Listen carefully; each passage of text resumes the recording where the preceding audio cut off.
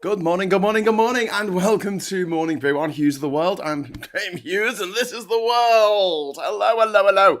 We've got in the chat, we've got Diz, we've got Elle, we've got Sarah who had to fly, but she'll be back later. Hi, Sarah, if you're watching this on the playback. We've got Martin Harrow, we've got Billy Kershaw, we've got SG in the chat. Hi, SG, how you doing? We've got also Leap Shin, Sphere Lance. Oh, the gang's all here this morning. We've got Person Impersonator as well. This is excellent. Hello, hello, Lost Missionary. Listen, if you'd like to join our friends in the chat, all you need to do is just press on the subscribe button and wait for a minute. And then you can opine fairly openly. Don't be a bigot. So it is Tuesday, the 5th of May, the 5th of the 5th, 2026. So here we are once again in the goldfish bowl, going round and round.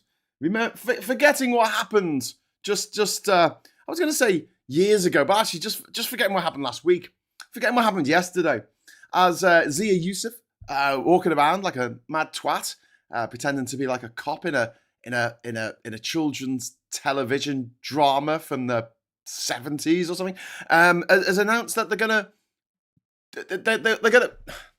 I'm saying they announced they're going to. They want to build concentration camps for refugees fleeing war, persecution, death. They want to build concentration camps, but they're not just going to build concentration camps anywhere. They're gonna build them in places where the Greens win in this week's elections. Couple of problems with that. First of all, it assumes that Nigel Farage will be Prime Minister at some point in the future, which, as one of the comedians I follow on TikTok pointed out, that would require a large majority of the population to be kicked in the head by horses. But the other thing is that any planning in your local area when it comes to building has to be signed off by the local authority. Anyway, so they're doing this thing as vote Green, get a concentration camp in your local area, which is absolutely Cecil B. Demented levels of fash. So we have this is the location of these facilities will be based on voting patterns rather than need or infrastructure. So if some refugees come over to Dover, we're not going to process them anywhere near Dover. We're going to process them in the Outer Hebrides where they voted for Greens. Okay, I know that's Scotland, but let's say Berwick upon Tweed, if they voted for the Greens, which is unlikely. I think they're a bit Tory around there, but they have a plan to detain up to 24,000 people awaiting deportation in closed facilities with no freedom to leave. They want to ensure a 2-week detention period, and there's going to be the exemption is there's going to be no centres in reform-held seats or councils. They're just going to be put in places where reform don't win. They want to do the proposed Mass Deportation Detention Act, or MAD for short, the MAD Act, and the MAD Act from the Luddites, and this will be, I suppose, central government overriding the will of councils, local councils, on what is to be built on council areas that are the jurisdiction of the council. Is going to be taken off them, and it will remove local democratic control from these areas. This is the plan. And the UK already uses immigration detention for people who have lost their appeals and are due to be deported back to wherever. But what's new is the scale of this: 24,000 places, targeting based on how people vote, and explicitly punitive framing. And the core issue of this is we're seeing they want the expansion of detention powers over individuals who have not actually broken any law. So they want to detain by force people who have not broken any law. And they want to use infrastructure as a political weapon. It was described in one article as reverse pork barrel politics. Normally pork barrel politics is, hey, you vote for me and I'll get you a new massive barrel full of pork, or I'll get you a new football stadium, or I'll get you a new train station or something like that. And I'll get you the new infrastructure project, a new hydroelectric dam. So this is the opposite of that. Vote for me or else. This is blackmailing the population. This is holding the population to ransom. And then you've got the cost and the practicality. You're talking about £500,000 per bed in these facilities. That's 12 billion. 12 billion with a B up front. That's just for 24,000 people. You know, I mean, schools around here, probably about 1,000 kids in each school. So you think about 24 schools. 24 schools costing, what, £12 billion for 12... The defence budget of the nation's only about 60 billion, for fuck's sake. No detail on staffing, court processing capability, deportation agreements, operational costs.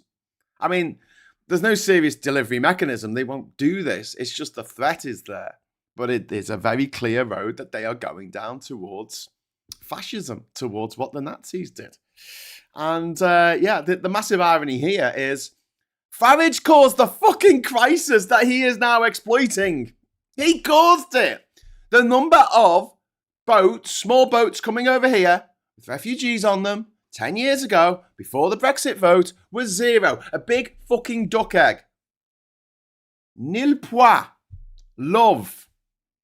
Go home. You didn't win anything. It's zero. The answer's zero. Thero. Zilch. Nada.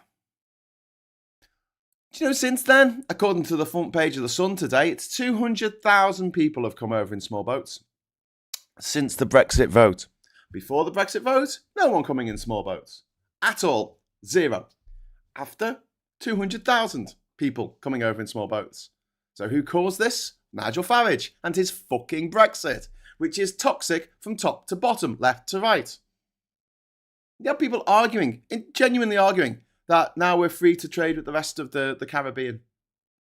The rest of the Commonwealth. The rest of the Commonwealth, indeed. We're free to trade. Look at those Brexit freedoms. And we haven't made the most of those Brexit freedoms. That's been the problem with Brexit. But here's the thing, friends. Gonna pull rank. Sorry, gotta do it. Travel to every country in the world, public transport. Yeah, not a lot of wealth out there to extract from these places. Can't just turn up like we used to with soldiers and shoot anyone who got in our way while we robbed all the treasure.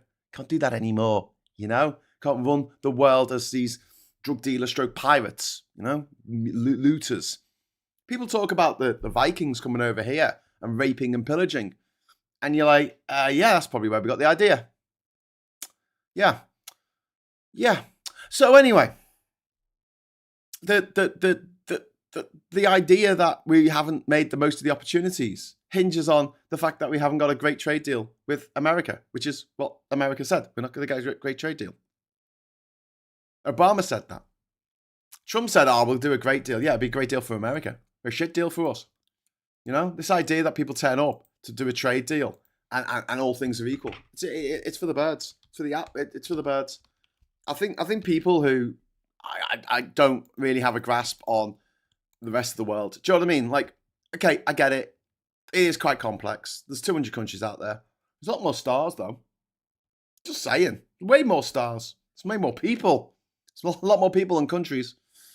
You know? But it's fine. You can get your head around it if you try hard enough, I guess. But the reality is, there's 200 countries in the world, and 150 of them are relatively poor.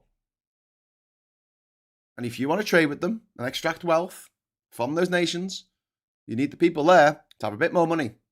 And the way you do that is from investment, development funding, maybe reparations, which we're not prepared to give to these places. We keep cutting aid. You talk about reparations for slavery, and all these white people go fucking crazy. They're like, no, I can't possibly pay for that because I had nothing to do with it. It wasn't me. I mean, it paid for the landed estate in which I was born and which I live, and, you know, with nanny. But nothing to do with me, well, obviously. Unbelievable. Unfucking-believable. So they're like, okay, well, at the same time, we want to keep all these places really fucking poor. We want to trade with them. We're going to fucking trade. When are you going to sell them, dickheads? Oh, we'll be able to buy things really cheap from Ghana. Okay, great. Cool. Good for you. Buy loads of things. Like I said before, You go into the bank and say, I want to set up a business. And he goes, what do you want to do? So I want to buy things really cheap. Okay. Are you then going to sell them on somewhere else? No, because the markup of getting them here from halfway around the world, obviously, by the time they get here, they're not going to be that cheap. And if I want to sell them back to the rest of the world, that's obviously going to be a bit of a markup as well because of the travel, of the logistics, of the getting the thing from here to there, to there, to here, to there, to there, to me, to you, to me, to you. The fucking chuckle fucks that put us in this position who are like, no, it's dead easy. And I don't want to cast aspersions on people's understanding of the fucking planet, but I left school with no qualifications in geography. I didn't know where Borneo was. I didn't know Singapore was a city. I had no idea that Bolivia was in South America. All right? I didn't know where anything fucking was. It wasn't until I actually got off my arse, started traveling around the world, that it all started clicking into place. That was me getting off my arse. And I am told on almost a daily basis by people who have never been anywhere. I mean, it's not their fault. Some people can't afford to go anywhere. Some people can't get out, whatever, But at the same time, don't tell me I'm wrong on this. Most countries around the world have very little to trade with us. I mean, we can buy stuff off them for cheap, but go into the bank and say you want to start a business and I'm just going to buy stuff. Are you going to sell anything? No. Because my customers are too poor and too far away. And they can get anything they need from another country, China, for much less money and much less inconvenience. And people go for convenience every time, especially when it comes to the bare necessities of life, like food and shelter and energy. Some things we can't really help with, I'm afraid. Sorry. You want some of our North Sea oil? Well, I can't give you a friends and family discount for being in the Commonwealth. We can't even give ourselves a friends and family discount for it being our fucking oil. Anyway, so here's the massive irony. Farage caused the crisis that he is exploiting. Brexit removed the UK from the Dublin regulation, which allowed the UK to return asylum seekers to the first EU country in which they applied for asylum. And it worked via a shared database, which we have no access to anymore, Eurodac. And the post-Brexit reality is the UK cannot automatically return migrants to France or other EU states. There is no replacement system in place. The returns now require bilateral deals, which are mostly absent, or voluntary return. And the direct consequence of this is more people have attempted to cross the channel. And when it comes to crossing on a boat, the numbers have skyrocketed. Obviously, people tried to cross the channel before. They came across on ferries. They came across on the back of lorries. They came across through the Channel Tunnel.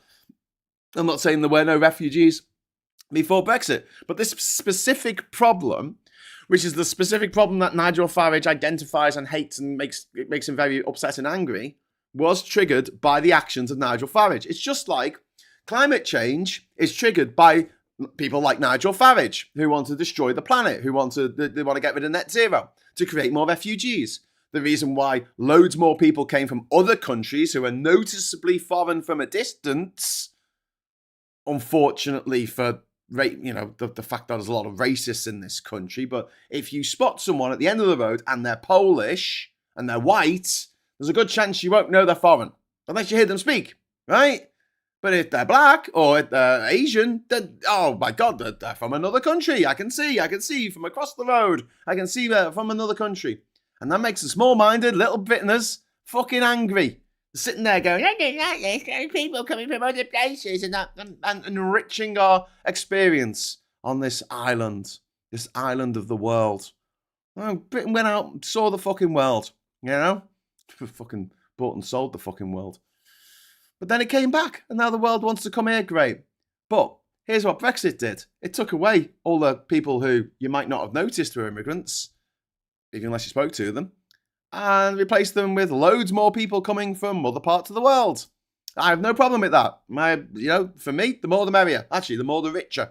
The more immigrants we have here, the richer we get. Just from a purely selfish economic point of view, it's a good thing to have skilled workers coming from all over the world to Britain. Doesn't matter what colour their skin is, what their religion is. What matters is they want to come here and they want to work. And as long as they're not breaking the law, and as long as, they're being nice people, I have no problem with it whatsoever. Whatsoever. But the people who vote for Nigel Farage, they're the ones going, don't like all these refugees. Well, stop voting for policies that creates refugees, you daft bastards. You don't like all these immigrants coming over from other countries. Well, don't vote to leave the EU then. And we're forced to replace the European Union workforce who used to come here, work for 10, 15 years, then go home and raise a family. Oh, we'll have people coming from the Indian subcontinent. We'll have people coming from the Sahel region of Africa. We'll have people coming from South America. Who cares? The Caribbean. Let's bring people over, right? Let's bring people over to the UK because they're doing jobs. They're working. They can't claim benefits.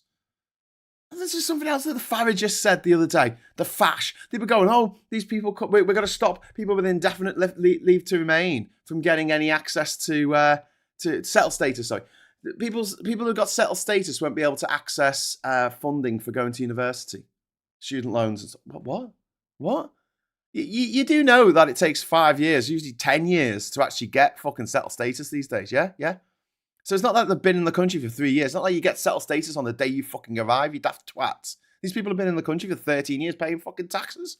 Fucking working because they have to work. If you don't work, you get fucking deported. That's the rule. Fucking fash. Anyway, listen. The super chat goal is live. So if anyone wants to drop in a little super chat, if you get 5 of them, it doesn't have to be much. It could be 50p. Well, whatever the lowest amount. I mean, I'm sure we used to get £1 donations. You don't seem to get that anymore. So maybe it's £2 is the least. But I'm saving you time by you not having to pay £2 to park your car for half an hour somewhere. So just sit there and listen to me, and then it's an hour less you've got to put on your car fee for putting your car somewhere where they say, oh, we want to revive the inner cities. We want to revive the city centres. Sorry, the city centres. We're going to revive the city centres. Okay, can you stop charging us 50 quid every time we want to park our cars there? And maybe, if you're going to do that, maybe have some decent public transport so it doesn't take 2 buses to get into town. Yeah. So family of 4 to get to town and back, 40 quid. Yeah, that's not great. That's really not great. What do you think people are going to do? They're going to get in on fucking Amazon, aren't they? Anyway, just a friendly reminder to anyone trying to stir things up in the chat using misinformation. I will fact check the shit out of your claims and will call you out on it, says Christy. Boom! Shakalaka. Scotland gave 200 billion to the UK Treasury. The UK government has allocated 60 billion to spend on Scotland, 140 billion to be stuck in a union. Scotland nor Cymru can't leave. Well, I mean, you say it can't leave, but eventually it can. If enough people want it, they will. Absolutely, they will. Francis Winrow. It's just winning people round to your argument, and the best way to do that, I think, is with I'm more of a carrot man than a stick man, but that's just me. Francis, thank you very much for the £2 super chat. It's very kind of you. Let's kick off the super chat bonanza. We've got they are fucking pathetic. It frightens me. The prospect of reform gaining power in Parliament at either end of the M4. Yeah. It's expected at this rate from reform. What's even more telling, the Welsh deputy leader was okay with the statements until Farage said it was in poor taste. Then she switched tone. Graham is sounding very scouse today, even more so when Fashage is being talked about. Says blam blam. I get a bit more scouse. When I get quite emotional, I think I revert back to my native Scouse dialect. And when I'm trying to be a bit more, level-headed and reasonable, I tend to tone it down a little bit to make myself understood. Don't forget, when I was traveling around Africa in 2010, right? The South African World Cup was on, right? And I remember specifically sitting in a place called Asmara in Eritrea, right? And a lot of people spoke English there. It was an old Italian colony, possession. Then it was part of Ethiopia until the early 90s. There was a brutal civil war in the 80s. It's one of the reasons why there was a famine in Ethiopia was because of the war with the civil war with then Eritrea. which was lumped in with the rest of Ethiopia, which was independent, by the way.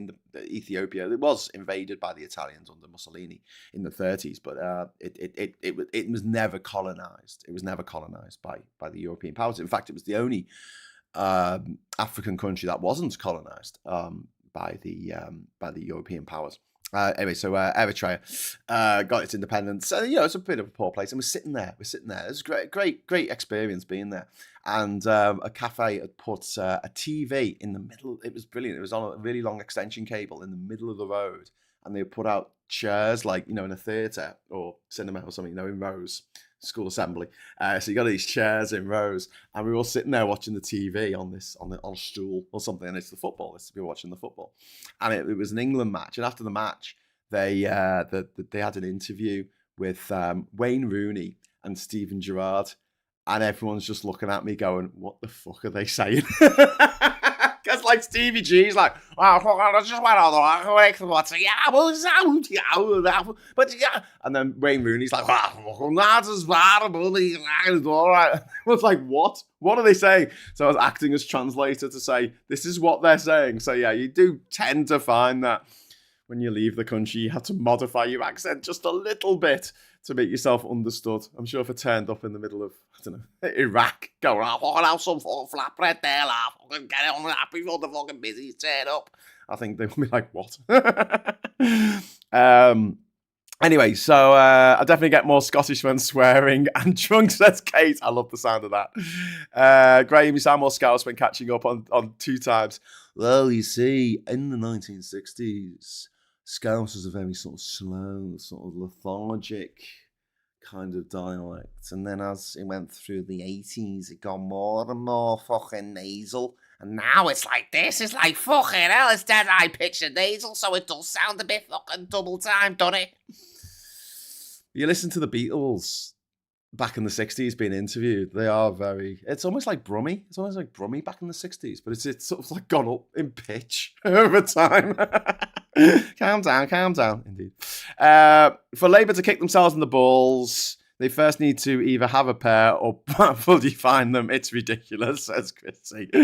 Blam Blam says, I have a lot of Spanish friends. I had to slow my speech down so they could understand my London accent. Yeah. It's interesting. I saw a thing about, some languages, Spanish being one of them, and Japanese appears to be very, very quick. Like people talk very, very rapidly. And they did a study and they found actually it's just because there's more syllables and there's more noises in the words that people are saying, but it doesn't necessarily mean that you're conveying any extra information in those extra tones.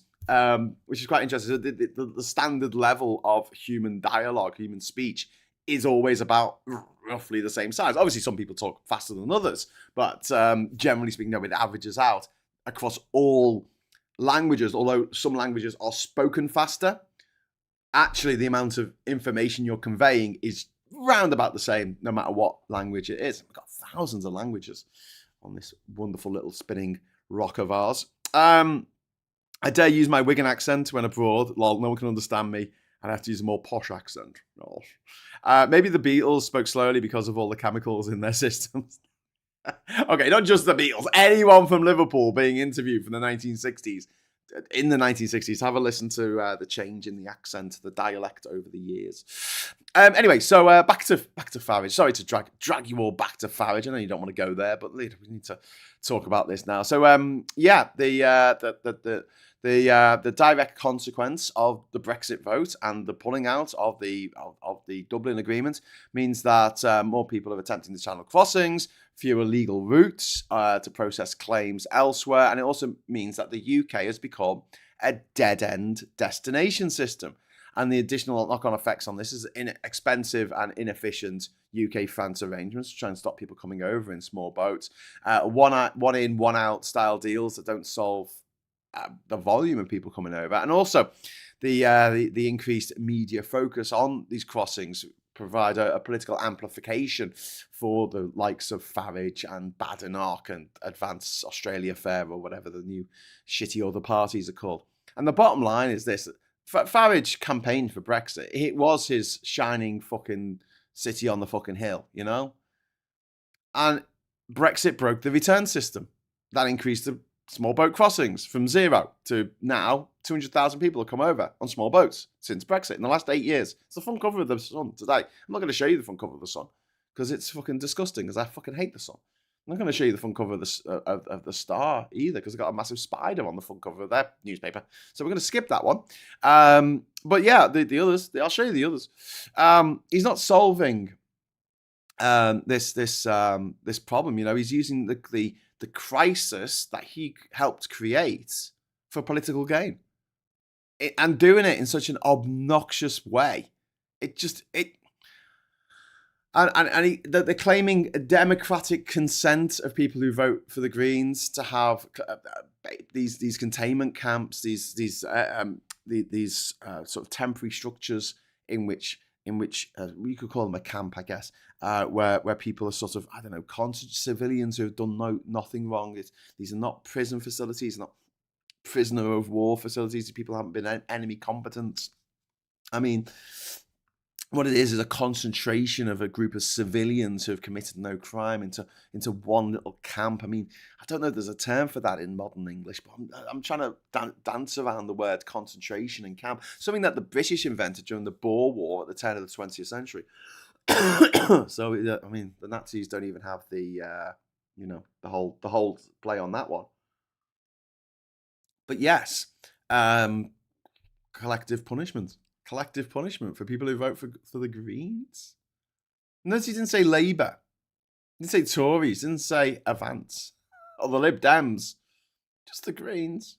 Just the Greens. Don't vote for the Greens because you get a concentration camp in your backyard. And also, you know, this idea that they will weaponize the placement of infrastructure. Vote for us or we'll put a prison on your doorstep. Vote for us or we'll put a sex offenders institute next to your kid's school.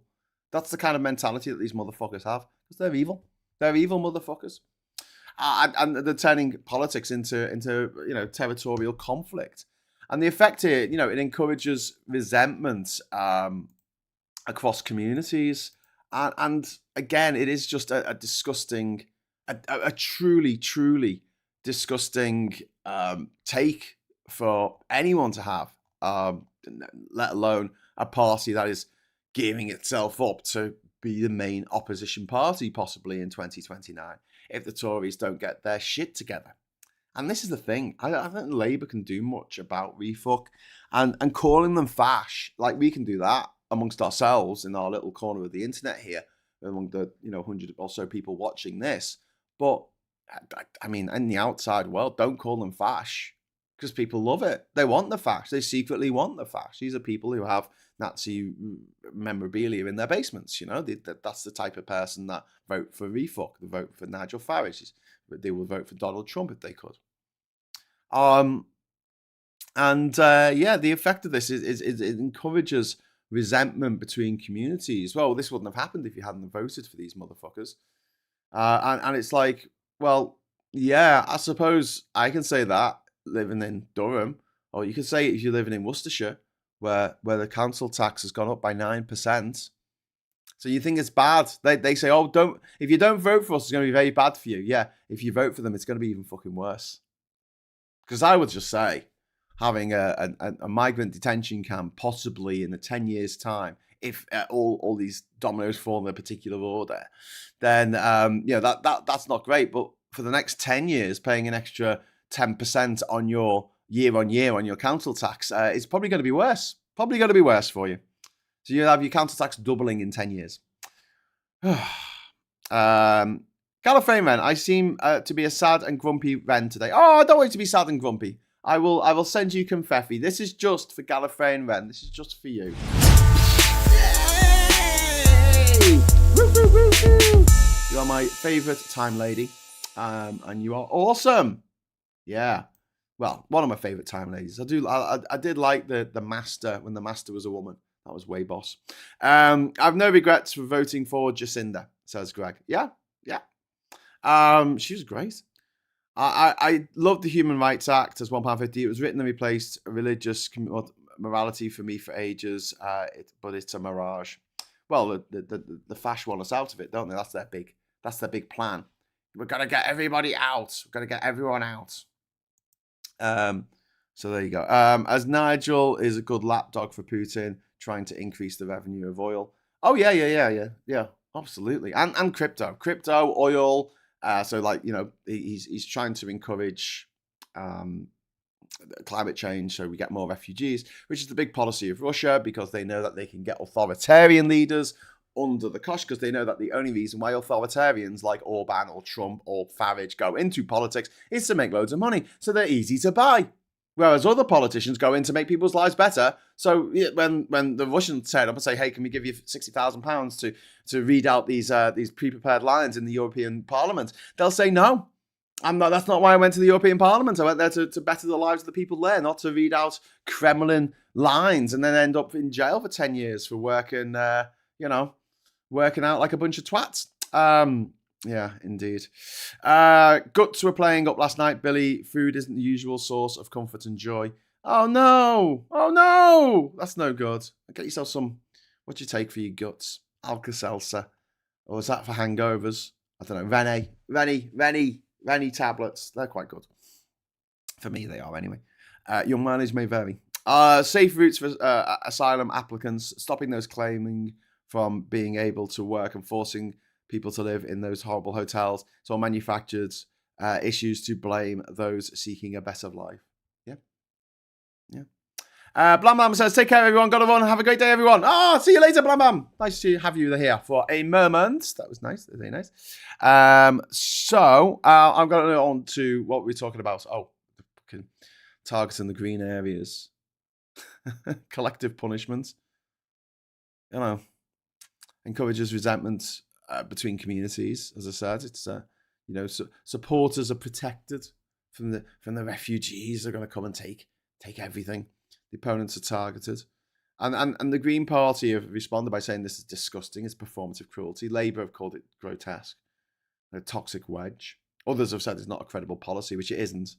And the strategy here is to generate outrage, to dominate headlines, to shift the debate rightwards. Anger is the strategy here. They're never going to do this. I mean, it's not something they can actually ever do. Even if they got into Parliament with a super fucking majority, it'd be incredibly difficult for them to do this unless every single council was under their auspices. And even if it was the case that those councils were under their auspices, then they couldn't put the camps there because they said they weren't going to put them anywhere that is refuck areas.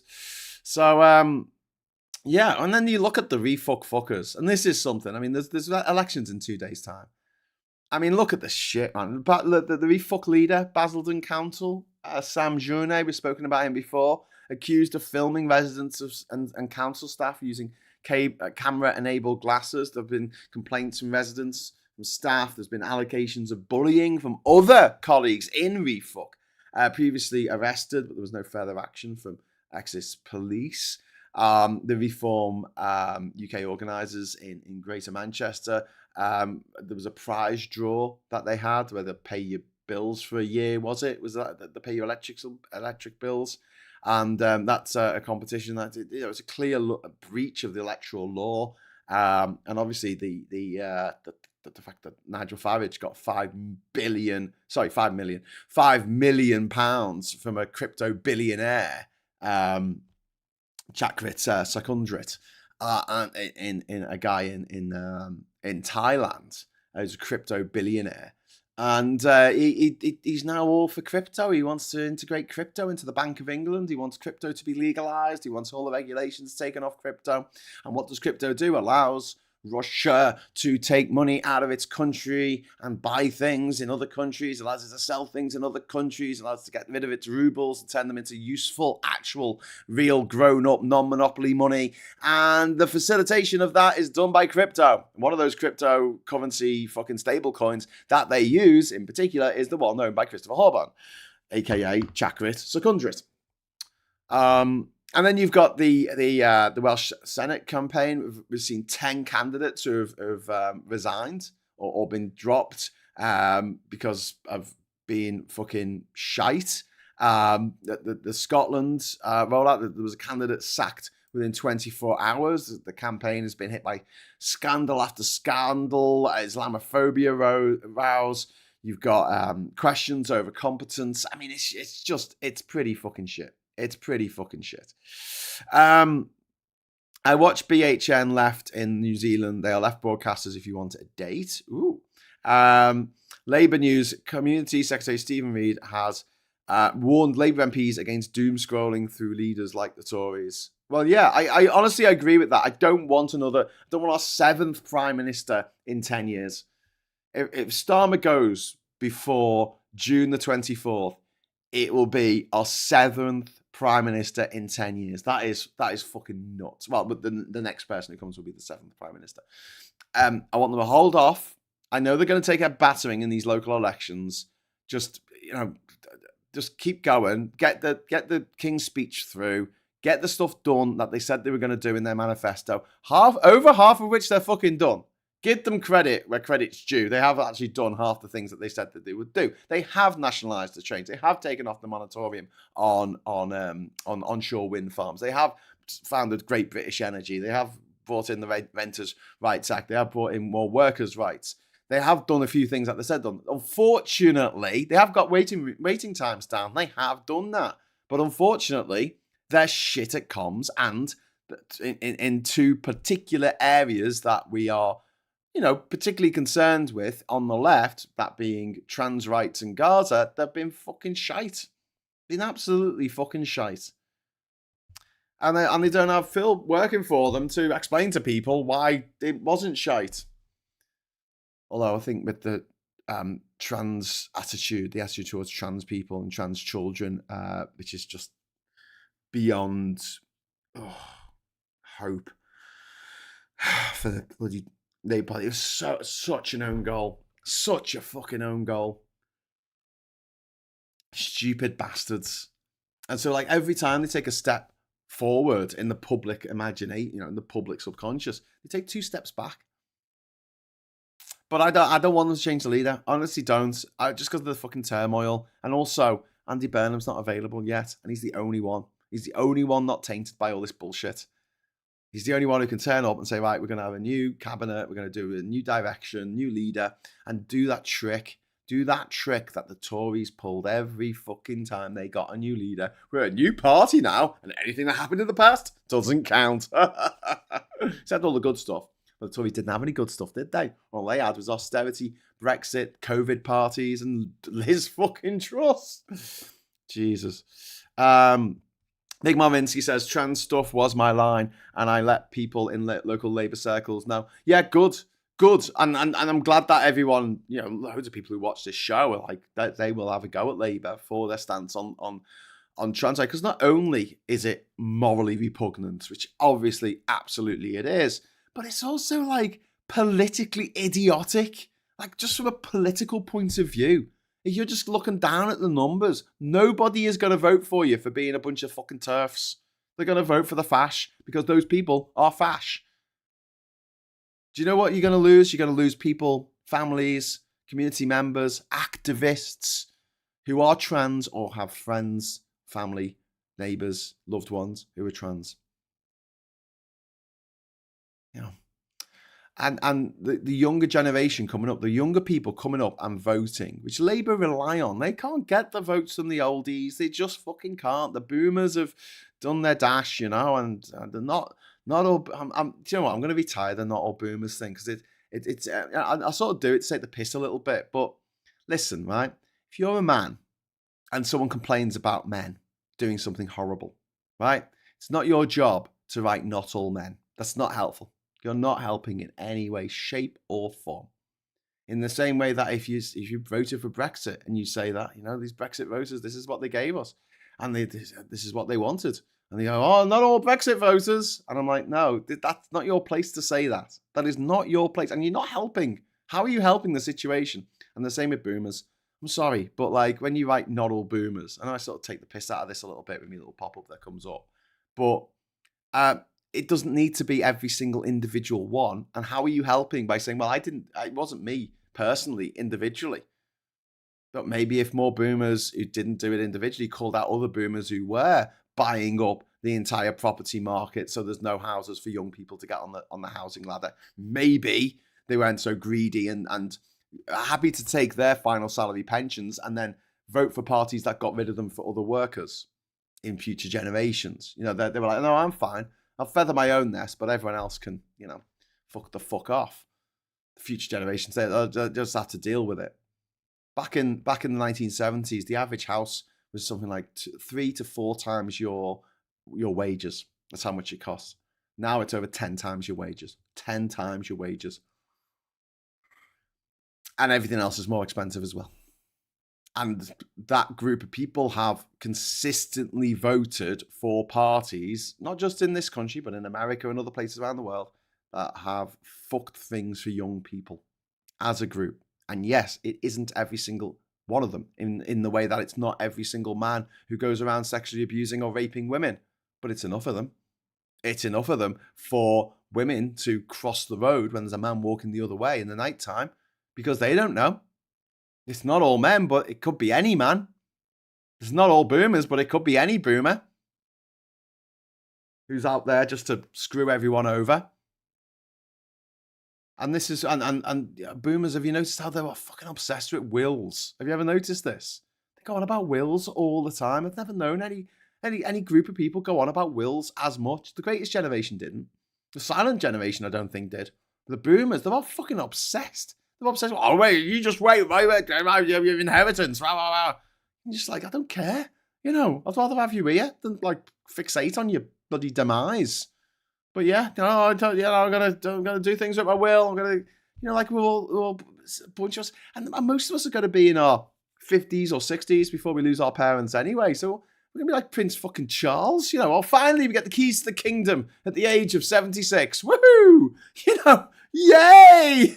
Finally, the money that I've been waiting all my life for.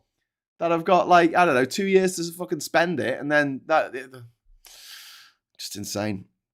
Let's invest in kids rather than keeping rich pensioners. Yeah, daylight time. But if you're going to go for the vote for young people, right? Because you're not going to get the majority of pensioners voting for you if you are left wing. You're just not. You are just not. It's not going to happen, right? So, right, you've got to look for younger voters to come onto your side. And how do you expect for young voters who are coming online, right? So, your daughters, your sons who are going to be 18 in the time for the next election, right? Next general election. And their best friend in school is trans. Do you think they're going to go for Labour? Do you think they're going to vote no? So their trans friend ain't going to vote for fucking Labour. And their mates, your kid, or maybe you got a trans kid, they're not going to vote for Labour either. In fact, anyone mates with a trans kid in school will not be voting for Labour, in the same way that they won't be watching the new Harry Potter TV show. It's just not going to happen. And I'm sure the new Harry Potter TV show will do very well, because they'll show it in China and people will like it in China because they don't really care about the context of it all. But people in the West, people in the West of what? The people in Western Europe who care about this kind of shit, and people in America and Canada and other places around the world, they'll say, no, I'm not watching this and nothing to do with it because I'm not lying in the pockets of a fucking transphobe. I'm just not adding to Smog's fucking pile of gold while she sits there on it going, I hate trans people. But for Labour to do that, for Labour to go after trans people, it's so infuriating because, like I say, it's morally repugnant. It's horrible that my trans friends are having to go through this shit. But also, it's politically illiterate. It's politically illiterate for them to do this, especially with the next election coming up. Young people are going to go, and a lot of people, I know people are changing their teams these days more when it comes to politics, but not entirely. And a lot of people who, the first party they voted for as a free, independent thinking person is usually the party they stick with for the rest of their life. So if you don't get these young people who are coming online in the next election and the first vote they ever make is to vote for the Greens, well, that's it. You're done for. You're fucked. You're never going to get those votes back because they see you as a party that isn't standing up for their friends or for themselves. Fucking stupid.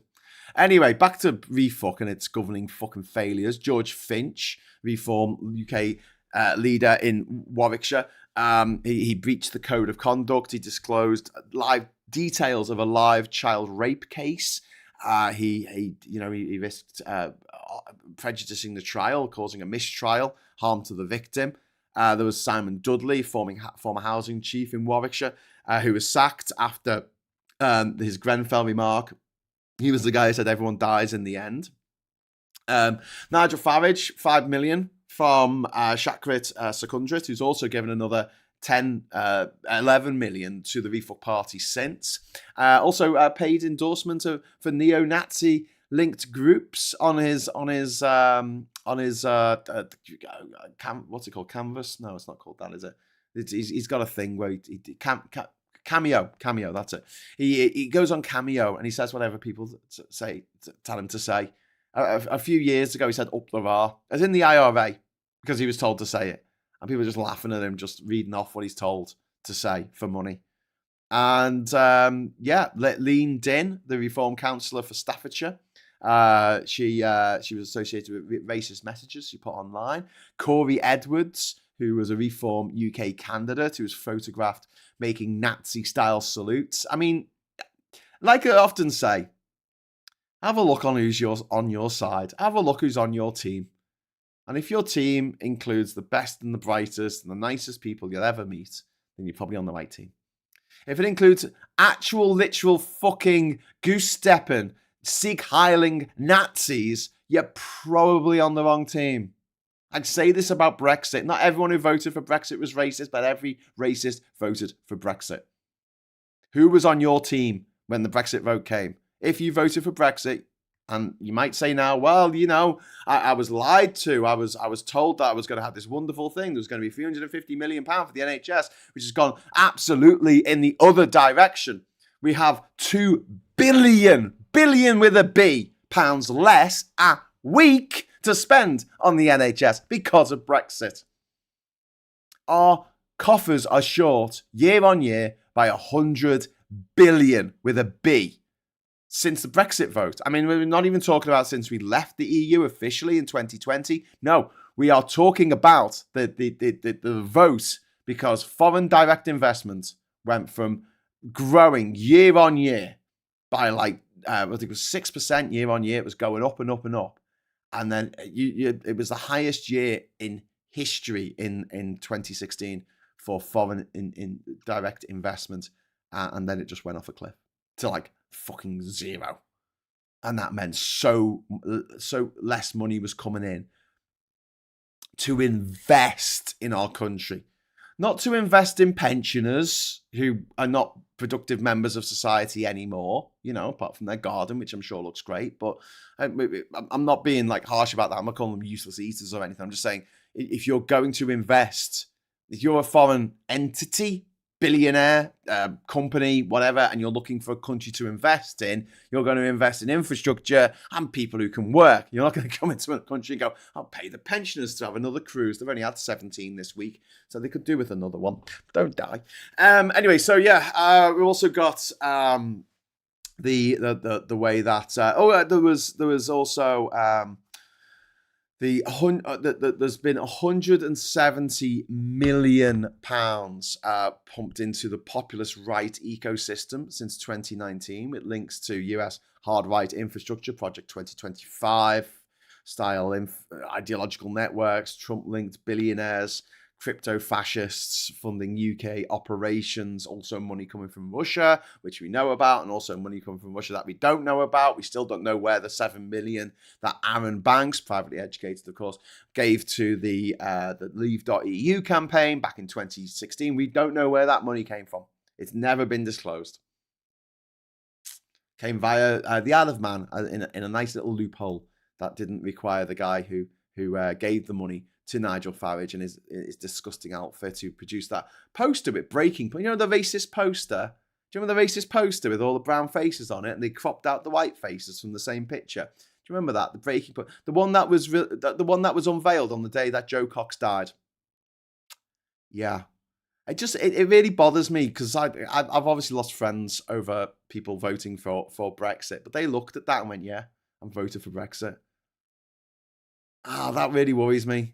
Do you know what I mean? They looked at a poster that had all the white people cropped out of it It's a breaking point. And they went, yeah, that's a point. Yeah, good point there. Yeah. I'm just never, ever going anywhere with Nigel Farage. Just if he's on my bus, I'm getting off the fucking bus, especially if he's fucking driving it. Imagine getting on a bus and Nigel Farage is driving the fucking bus. This is a man, let's not forget, who was in a horrific plane crash, right, in 2011, right? He had a banner saying "Vote for UKIP," and it got wrapped around the tail fin of the aircraft, and the aircraft crashed in a field, and he survived. The pilot survived, and afterwards, the pilot couldn't fly anymore because during the investigation he was grounded, and it led to a serious decline in his mental health. And Nigel Farage could have paid for that guy's mental health. This Nigel Farage was making millions a year off the same EU gravy train that he railed against. Millions. This guy is a multi-millionaire, right? And he wouldn't pay a few £100 for this guy to get counselling, this pilot, or pay some money for help retrain to do something else while he was waiting for the investigations to take place into why the crash happened. He didn't give him any support that we know of whatsoever. If he did, it's not been made public. And that guy took his own life in 2013 after publicly criticising Nigel Farage, and also he ended up going to court. He got done for like stalking. He got done for incessantly trying to contact Nigel Farage, which is understandable because he was like, you fucked my life, you know? This was a man who saved Nigel Farage's life, and that's how Nigel Farage repaid him, by driving him to take his own life, as far as I'm concerned. I don't want him on my team. If I turn around, I'm like, yeah, let's do this, and Nigel Farage is there going, yeah, I'm going to go. Sorry, not so gung-ho about this anymore, whatever it is. Saz, thank you very much for the £2 super chat. That is very, very, very kind of you. As a founder of NFP, who we knew had funding from 2012 to 2020, apparently I wasn't listened to for having experience. As a Brexiteers knew, leaving would be as easy as flipping a switch. Yeah, that's another lie. It is easy. Simple solutions to complex problems. Simple minds, simple solutions. Peter Paints, when I voted for Brexit, I did not envisage leaving the single market and customs union. I would not have voted to lead the beneficial economic arrangements of the two. And Kate says, I was taught about the different parties in school, and so was my daughter. Maybe it's a Scottish thing. Well, I was taught it as well, but I did do politics. Seldom are we taught the systems we are forcibly entered into, nor are we taught how to disagree agreeably with said system. We are purposely mal-edified on politics across the UK. Yeah, well, they do civics now in school. They do civics where they talk about politics and stuff and voting. But you're right. I mean, it could be a lot better. Parents these days don't have time to educate the kids about life skills such as money, politics, etc., because they're working every damn hour they can just to get by. Yeah, just to keep food in their children. Yes, but it's in the southeast with all the infrastructure, and the B site went offline in 2018. Started decommissioning in 21. There is lobbying for new SMRs located at the site.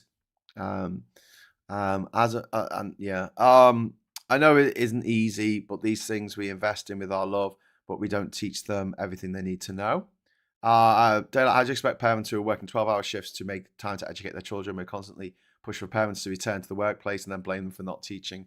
Well, yeah, I mean, it is difficult. The kids get back from school, they're usually tired, grumpy, whatever. They've got homework to do. Especially the teenagers, having a proper conversation with them about anything is like drawing blood from a stone. And yeah, I really feel for so many parents, especially if they're working these monster shifts just to keep their kids alive, or to keep them in school, right? So the school catchment areas, which I think are just obscene. Like, we should have a system where you can go to any school you like in the fucking city that you live in. A catchment area just means that the middle class areas all migrate to a certain area, and then the other areas become ghettoized almost because they've got a bad school, they've got a foundation school, they got a school that's not been rated fucking 1 star, would not recommend on Ofsted, and there's a cycle just keeps going round and round because you have a school full of middle class rich kids, essentially, who all go to the same school together and don't really mix with the working class kids who go to a different school. Well, it's bad enough that we divide kids up into different flavors of religion when they go to school. We have Protestant schools, we have Catholic schools in the UK. I think that's fucking obscene. I don't see any difference in that from having a Tottenham school and a fucking Arsenal school. I mean, what really? What school what footy team do your parents support? Everton. Okay, well you have to go to this school. What if you support Everton and your partner supports Liverpool? What school do your kids go to then? Well, is there a school for kids who can't use the correct toilets because there's an Everton toilet and a Liverpool toilet? And then what if you're half and half? I mean, what if you come from parents who? But yeah, dividing kids up in that way is cruel, and it's one of the many reasons why I really, really, really hate private schools, because it means that the neo-aristocrats all go to school together and they never mix with the hoi polloi, the rest of us. I think that's really wrong on so many levels. And yes, I know that 1 in every 100 kids gets to go to a private school on a bursary. Bully for them. And I know that there are special schools that are set up for kids who have special needs, and they're privatized. I think this is disgusting. You've got these schools that are not for profit, right? Where the headmaster or headmistress rolls in a fucking Rolls Royce, and they're being paid for by the local authority. Private school being paid for because the kids have to go there to get the specialist teaching that they require because they have special needs. It's fucking disgusting. Why is anyone making money out of that? Why is anyone making money out of care homes? Fuck off. Why are people making money out of Canadian investment funds making money out of our fucking water? Why does everything have to be fucking run at a profit? There can't be some things that are just run for the social good. Yeah, the special needs schools should be run by paid for by the council. They shouldn't be run as private enterprises. Especially if they are being paid for by the fucking council.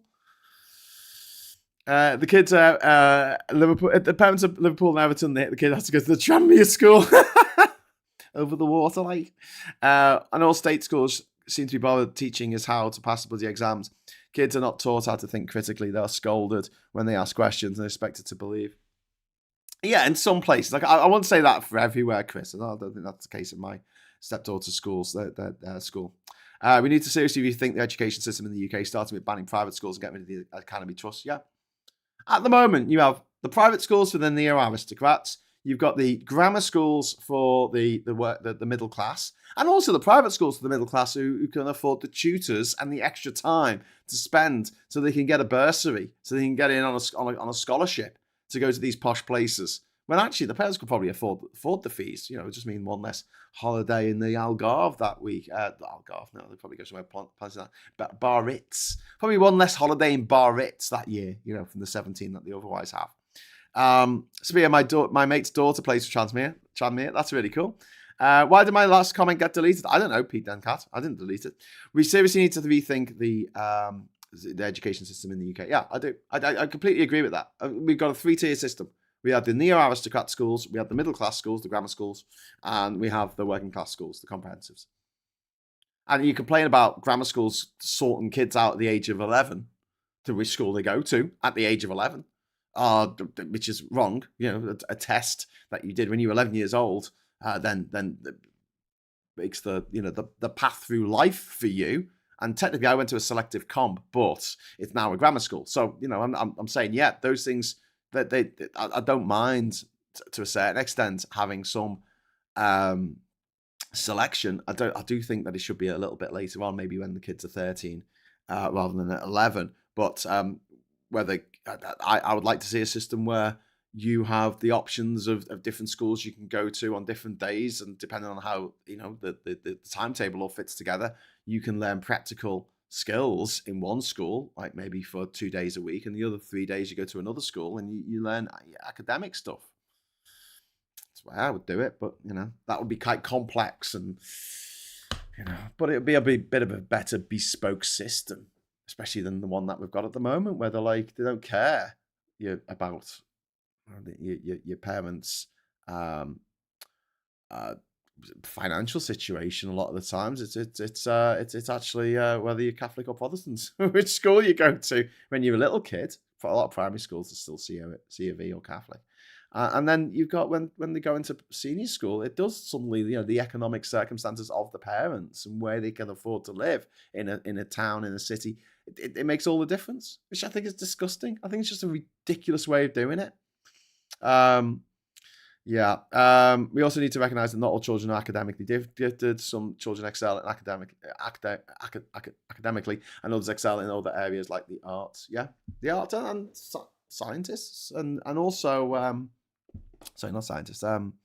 Engineering and being able to take things apart and put them back together, which is fucking insane. The lads working for me dad when he had his garage on Muirhead Avenue in Liverpool, carburetors unlimited, get a better carburetor, and they left school with fuck all in terms of GCSEs, and yet they had the ability to strip down an entire motorbike in the morning and put it back together again in the afternoon. Fucking insane. Like, how the fuck did you do that? And take it all together, take it all apart, fucking clean it, put it all back together again. Fucking what? How did you do that? Born to do it, I guess, like Craig David. Anyway, so back to refuck for a moment. You've also got the propaganda fucking part of this, haven't you? The media. I think all of the right-wing newspapers are so far what Farage has asked. They wear him as a hat. You've got GB News acting as an outlet. Lord Haw News supporting the Fash. You've got favourable coverage patterns. You've got a very, very, very weak regulatory response from Ofcom, which is just about as much use as a fucking cock-flavoured lollipop. And then you've got also, the foreign links as well, which I kind of mentioned earlier, but the Farage's links to Russian interests. I mean, there's historic ties to Kremlin-aligned media. He went on FT every other fucking Tuesday. Sorry, FT, RT. Sorry, Financial Times. Don't mean to cast aspersions on you. Don't sue me. Russia Today, RT. Nigel Farage was never off that fucking thing. Hey, let me get off that thing. Chris, you've CPL 100 years ago in your thinking still, unfortunately. What?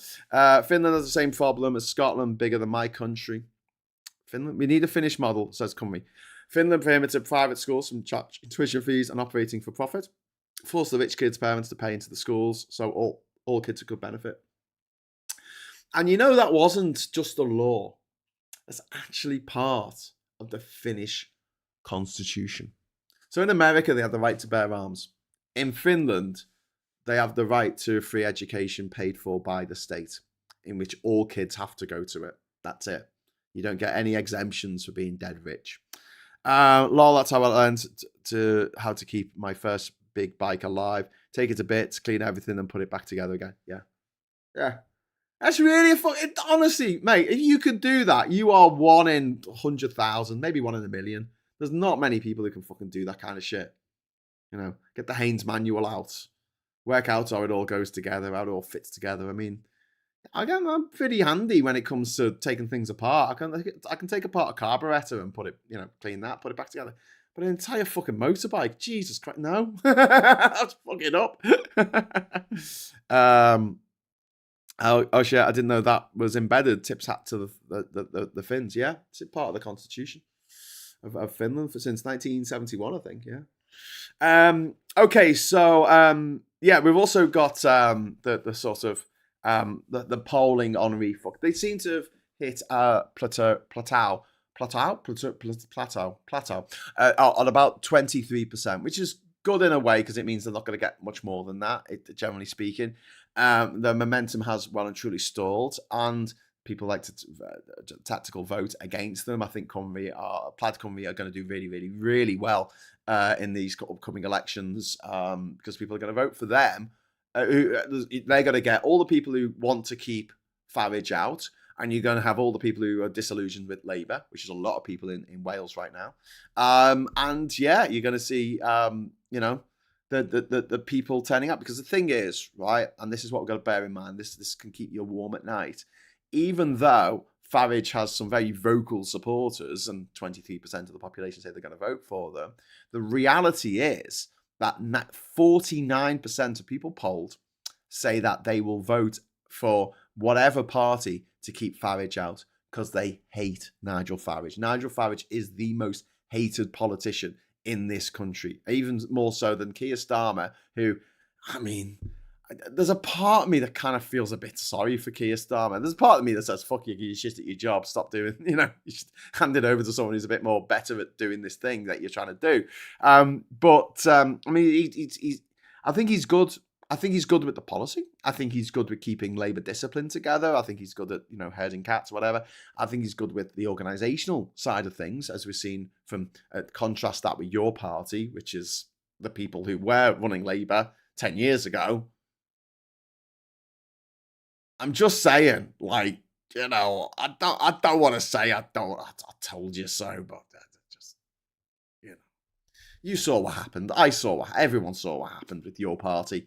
And that was Labour. That was Labour 10 years ago, who famously lost they lost a referendum, which apparently the leader was on our side for. He never turned up, did he? And then they lost a general election against Theresa May, the worst ever election campaign that anyone in the world had ever fucking put forward. Theresa May, they lost an election to that. Then they lost an election. Then they lost a European election where Labour went down to 14% of the vote in that election. They lost thousands of councillors all across Britain over the years that they had local elections in the late 2010s, and then they lost the general election right at the end of the decade.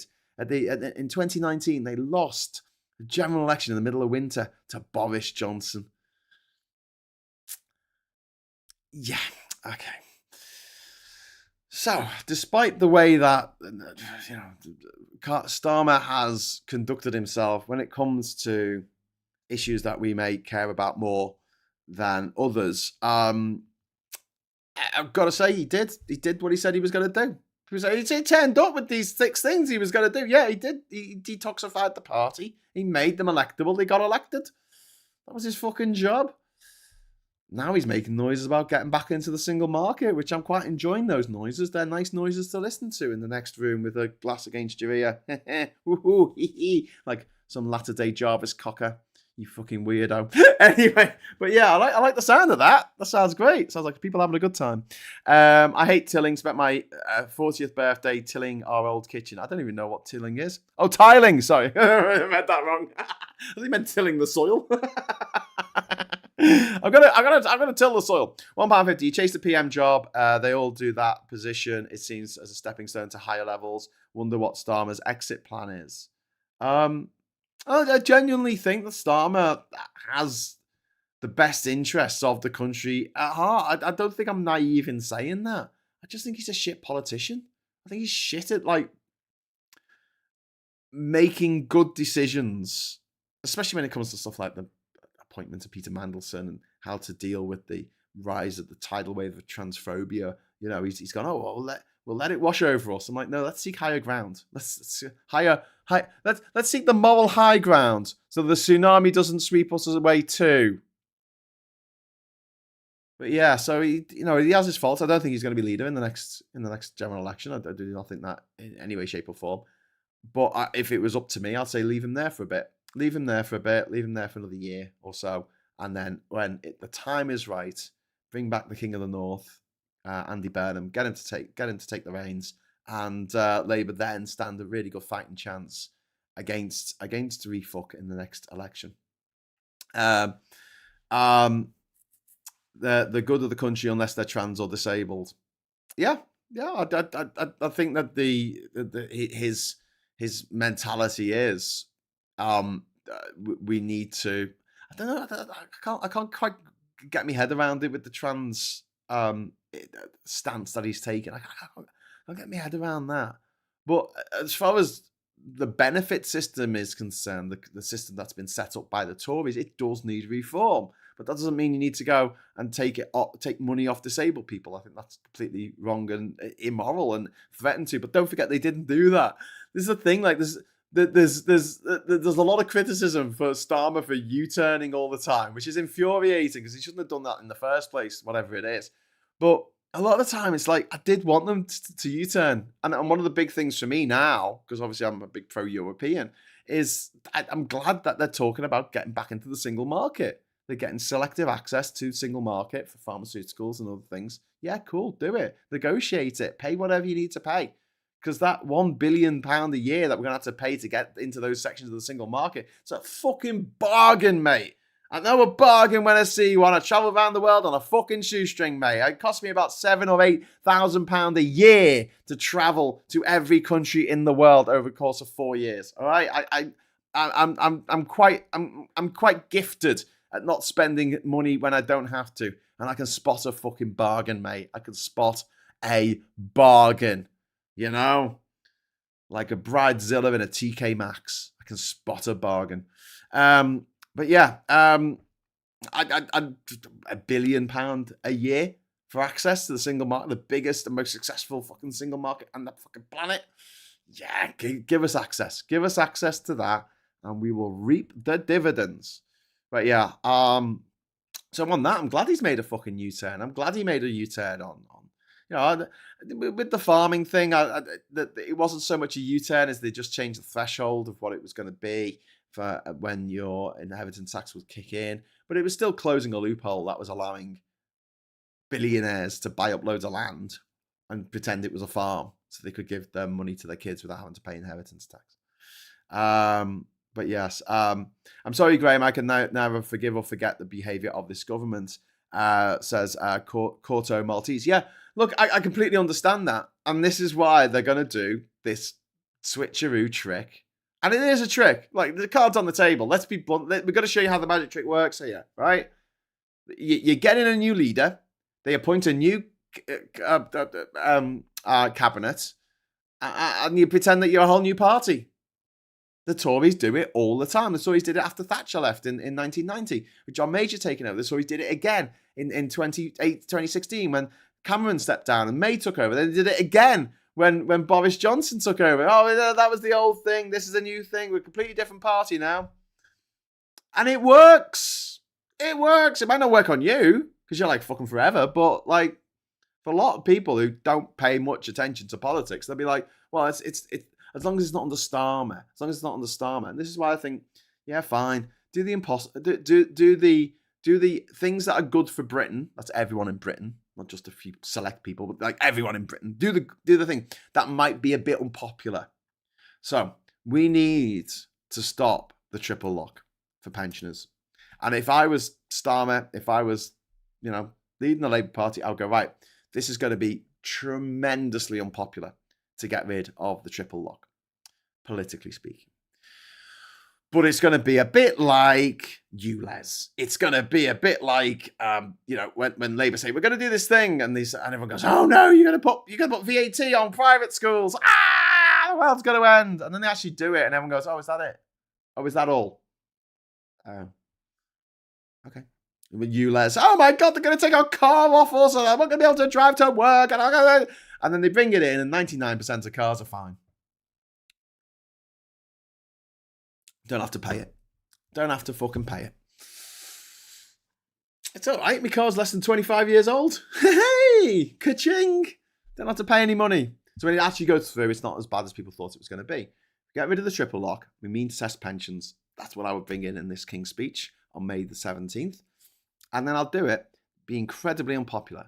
And it would make Starmer even more hated than he is already, because people really hate Starmer. One of the things I like about Starmer is that he doesn't have a fucking cult. I mean, he does not have a cult. He really doesn't have a cult. But like, anyone trying to defend him is like, well, I know he's a bit of a, it's like, I know. Whereas the previous leader, Jesus Christ, you breathed a word of discontent about his leadership style or his stance on Brexit. And you just got this like, absolute, it was like you just told someone that you just like, I don't know, got their mother pregnant. Do you know what I mean? It was like you're telling your best mate that you just got his mum up the duff. It's like, what? How dare you? I thought you were my friend. But yeah, it just, I mean, come on. You know how people react. Maybe you were one of those people, but like, whoa, no one really does that for Starmer. Which I kind of like. But yeah, I will put that into the King's speech. Say we're going to get rid of the triple lock. We're going to means test pensions because we can't afford to be paying this money out to millionaires. And don't forget, 1 in 4 pensioners are millionaires. They are millionaires. And even if they live for another, 20 years after they start drawing their pension, they're part of pension schemes, they're part of private pension schemes. But even if it's just a big stack of money, but then, maybe they'll live till they're 106 years old and they'll run out of the money that they'd saved up. Fine, then they get the state pension. It's okay. It's still there. It's still there as a safety net, which is what it's supposed to be. Because back in 1911, there were pensioners who were fucking dying. Well, they weren't pensioners. The only pensioners who existed back then were army pensioners. And they were just given essentially, it was a stipend, is it called? It's a retainer. It was a retainer. It wasn't a real pension. It was a retainer where they could be called back into active service. That was the idea, that you kept paying these people, not for, daily whatever, but just to keep them under, so if a war ever kicked off, they could be called back into active service.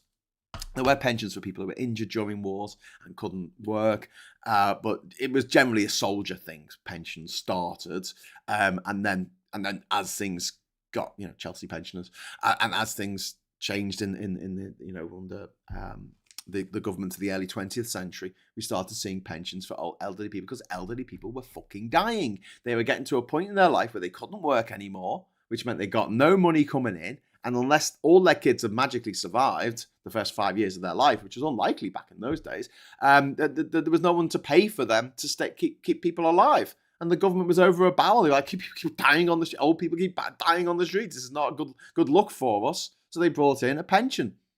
This idea of the safety net, national insurance, that there'll be a safety net from the cradle to the grave, which should be there. But we should not be giving massive government benefits to millionaires. I don't care how many years they worked, and I pay for my stamp. No, your stamp goes to pay for people who are pensioners now. That's where my money goes. The 500 quid I paid on my stamp in 2001 is not been put into a magic pot for me with my name on it. I did a little label saying Graham. When Graham gets old enough, he can have all this money. It doesn't work like that. You're paying for the people who are getting their pensions now. So if you are a millionaire, no, you don't get a state pension. Gets to a point where you don't have that much money left. Fine, and the people who will have to downgrade their living accommodation. Okay, but you know what I'll do at the same time? I would make sure that if you have dementia, your care is paid for by the state. That's it. So people aren't losing their homes because they get dementia when they're elderly. Where you're looking at £2,000 a week, so over £100,000 a year to pay for your dementia care, which is how much people are having to pay to put their relatives, their loved ones in homes, or I'll have people come to their home and 4 times a day to look after them. I'll do both at the same time. So you kind of take him with one hand but give him with another, right? And yeah, let Starmer become the most unpopular leader that's ever fucking lived, right? But once he's gone, the next person who comes along, which I hope is Andy Burnham, will be able to say, well, it's nothing to do with me. I was dicking around in Manchester making some very tall buildings that are empty for some reason. Hey! I really wish Andy would stop doing that. But don't call it pensions, call it a benefit. Yeah, SG, you're right. It's what it is. Why are we giving state-funded benefits to elderly people who are millionaires? That makes no sense to me. They don't need the money to stay alive. The whole point of benefits is that you are given money to function in everyday life. That is the idea. And we will make accommodations, and we should make accommodations for people so that they can function in everyday life with the same amount of social mobility, physical mobility, and dignity as the rest of us. I have no problem with that whatsoever. It's a safety net. It is a safety net. And I think that the minimum wage should be the benefits, right? That's the minimum wage. It's the minimum you need to just keep your head above water. That's the benefit. That's what you should get in benefits, right? And then when you're working, you get a living wage, which is higher. Always got to be higher. So the thing of like, oh, I can just sit on my arse and play PlayStation, I'll earn more money than actually working, doesn't quite work.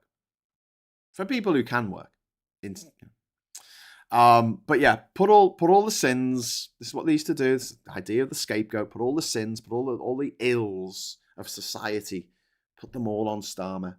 do the unpopular shit now. Just fucking do it, right? They're going to get their arse handed to them in this election. Who cares, right? It's over. Whatever. Sorry, Labour, but I hope the SNP do well in Scotland. I hope Plaid Cymru do well in Wales. I hope that the Greens do well and the Lib Dems here in England. And I hope Refuck don't do very well. I think they probably will do all right, but I mean, I hope they don't do very well in these elections. But Labour's going to get its arse handed to it. It knows it's going to get its arse handed to it. So lean into it. Go, okay, well, we're unpopular right now, so let's get all the unpopular things that we need to do to make the country a better place further down the line. Let's put them into place in this King's Speech. Just put it all in there. Put it all in there. We know this is going to be devilishly unpopular with a huge chunk of the population, but it's got to be done. And I don't think there's anyone who can argue a really good, cogent case why millionaires should be getting benefits from the state just because they're old. And for young people, it's job seekers allowance, isn't it? Have you noticed that? Job seekers allowance. You get an allowance to look for jobs. The idea being that you need to get a job. You need to become a useful, functional person in society. That's the only reason we're giving you this money. It's not to keep you alive. It's just so we can help you get a job. Whereas if you're a pensioner, you're just getting money for staying alive. That's it.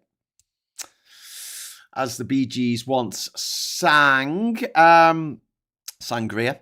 Aneurin Bevan, he would be turning in his grave, Nye Bevan, in seeing the sight of the NHS stroke Labour. He'd be turning at such a rate, it'd be a perpetual energy machine that Cymru doesn't have devolved powers on. I thought the NHS in Wales does have devolved powers, but is it not the funding that they don't have control over? Kate Nimbus says, universal credit is essentially means tested. If you have the savings over a certain amount, you can't get it. So the pension should be the same. Yeah. I couldn't agree more. If 1 in 4 pensioners are millionaires, and yes, it will mean some will have to downsize. They'll have to sell their property or properties. Because a lot of people that were retired have passive income coming in from the renters, the young people who are spending half their fucking income, half of their labour, half of the profits from their labour, their money that they get from working for 4 hours out of every 8 hours of the day. They're working for a pensioner for their second home, third home, fourth home, passive income. Sorry, I say home, I mean house.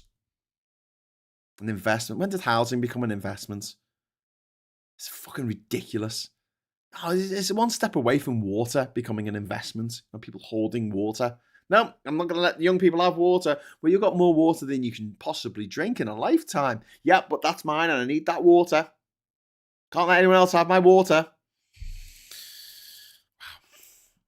It's my investment. I've worked hard. I'm fucking sick of it. Hearing people who worked fucking hard. Fucking miners worked fucking hard, mate. They got paid fuck all.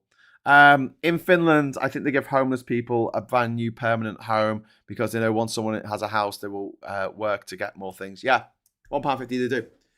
Shelter have shown that it's cheaper to house homeless people than to leave them on the streets because on average, a homeless person will use the emergency services, the police, the ambulances, the emergency rooms, A&E in this country.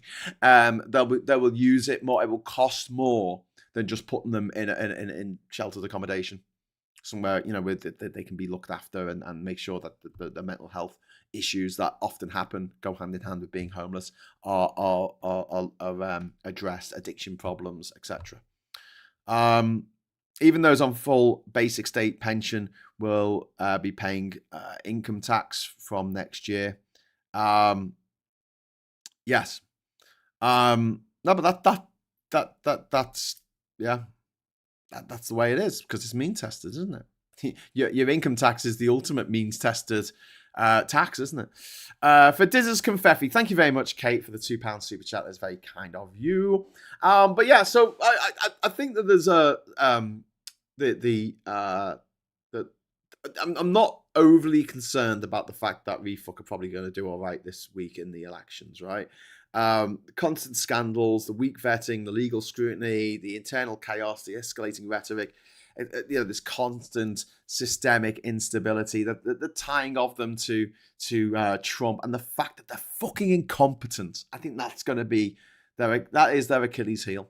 And what's going to happen if they take over these local governments, these borough councils, these town councils, city councils, village councils, parish councils, whatever it is, right? They will show their incompetence will show. And if you want to stop someone from voting for refuck, don't call them a fascist. I'm quite happy to call them fascists, but I'm not talking to someone who's going to vote for refuck here. We're all friends here. I would just point out Warwickshire County Council, majority refuck, council tax up by 9%. They had to apply to the government to ask special permission to put it up that much. So much for fucking cutting council tax, eh, Nigel? So much for Department of Local Government Efficiency, Nigel. Where have you made your efficiencies, you daft twat? Oh, there weren't any after 14 years of Tory austerity. Who'd have thunked it? There we go, dears. Thank you very much. The goal is complete. Thank you very much to Martin Harrow, and that means that we can release the Covfefe 3, 2, 1 Covfefe!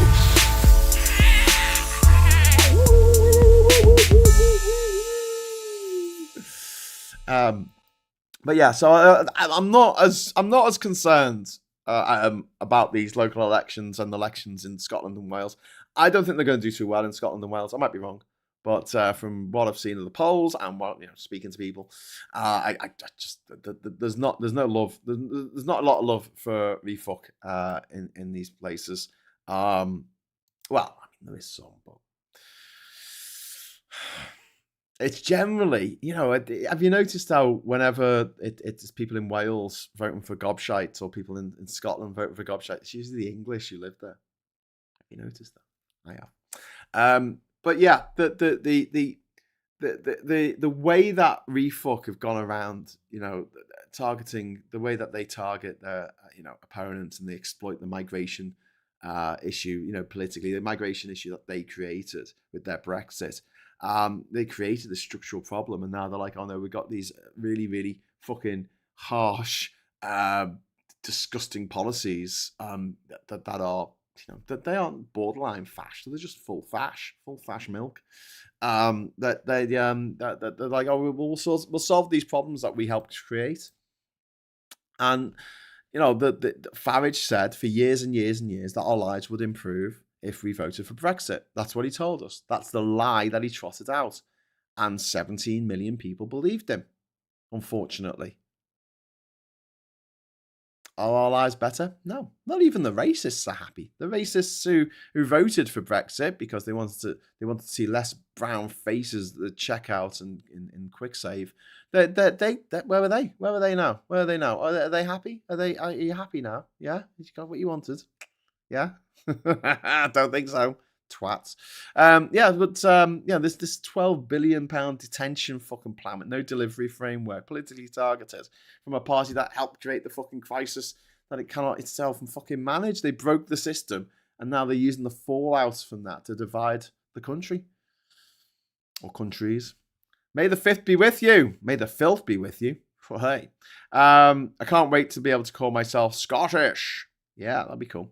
Consider a prescription certificate cheaper in the long run if you're having to regular medicine. Cymru, you're not wrong, Graham, but I remind myself that even 10% of the population of England were idiots, I'm a good pronouncer, Reckwitz. It's still double the population of my country, outnumbered. Yeah. That's why I think we need a House of Britain. Here's how I would do it, right? House of Britain, and you would divide up not just the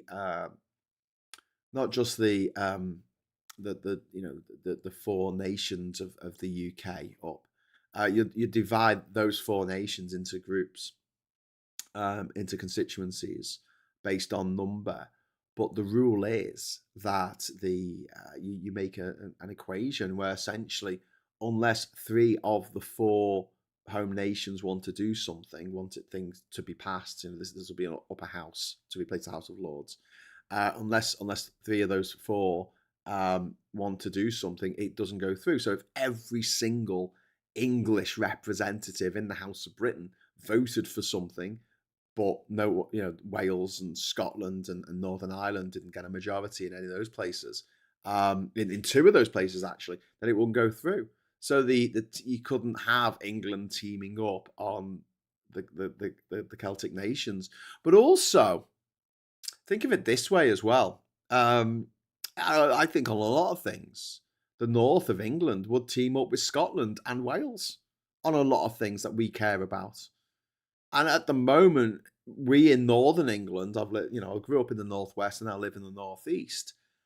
I do feel absolutely fucking neglected by London. They just don't care about us. They don't even think about us. The amount of money per person spent on public transport in London is astronomical compared with the amount of money spent per head in Newcastle. Let's have a look. Let's see what it is. Amount of money spent per head, Newcastle versus London on, what are we saying? Public transport infrastructure. Yeah. Okay, that'll do. Let's see what it says. Wow. So London, right? Public transport infrastructure, £1,183 per person per year. Compare with Newcastle. Well, actually, compare with the northeast. This isn't just Newcastle. This is the whole of the northeast. £430 per person per year.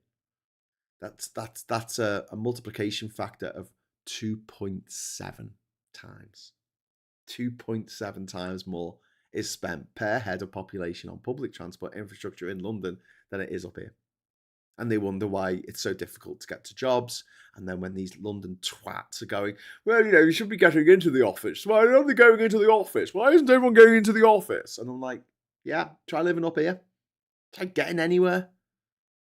Just all the train lines that could have taken us to places. You fuckers ripped up. You neo-aristocrat Tory bastards. What do you want us to do?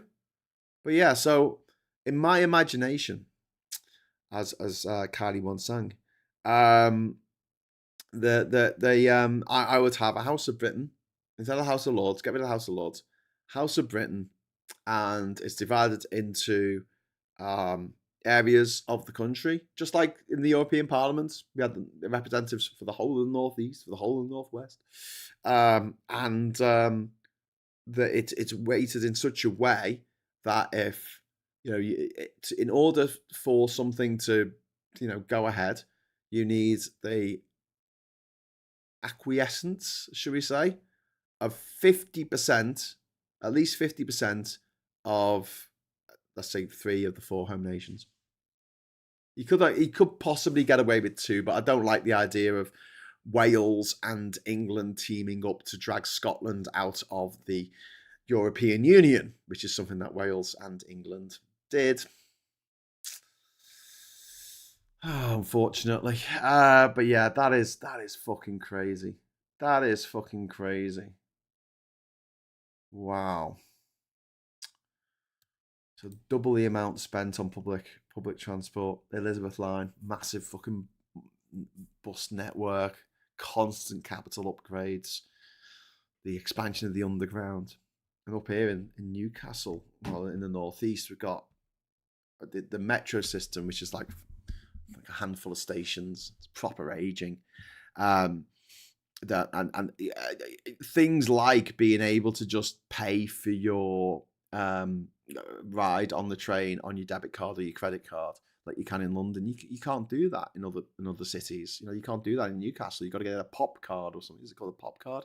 You got to get yourself a pop card, which is an Oyster card, which is something that they had in London 20 fucking years ago. Liverpool has just now, I think, in quite recently made it so you can take the train in Liverpool and just use a credit card or debit card, I think. But that's only come in very, very recently. You've been able to do it in London for years. For years. And Liverpool in particular, I'd love to do like a little mad video, in the style of Jay Foreman or something where he does Unfinished London, before he did Mad Men, where I look at sort of Liverpool, Unfinished Liverpool, take a cue out of Jay Foreman's book.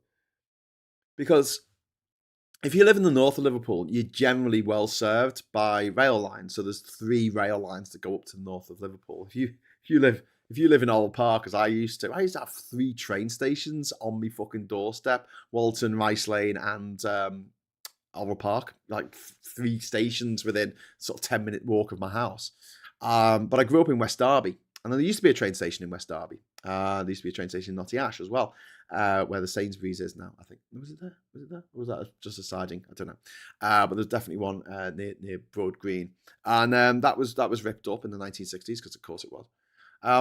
And so if you grew up in the east of Liverpool, your options were quite limited. If you grew up living in Norris Green, it was almost like an insult that there was these massive railway bridges going over the 2 roundabouts. You know the ones I mean if you're from Liverpool. And they had these massive fucking railway bridges, these huge. They're not called. Are they called trellis? I forget what they're called, but they're metal bridges, right? And there's nothing going over there now. It's just a cycle path because they ripped up the train line.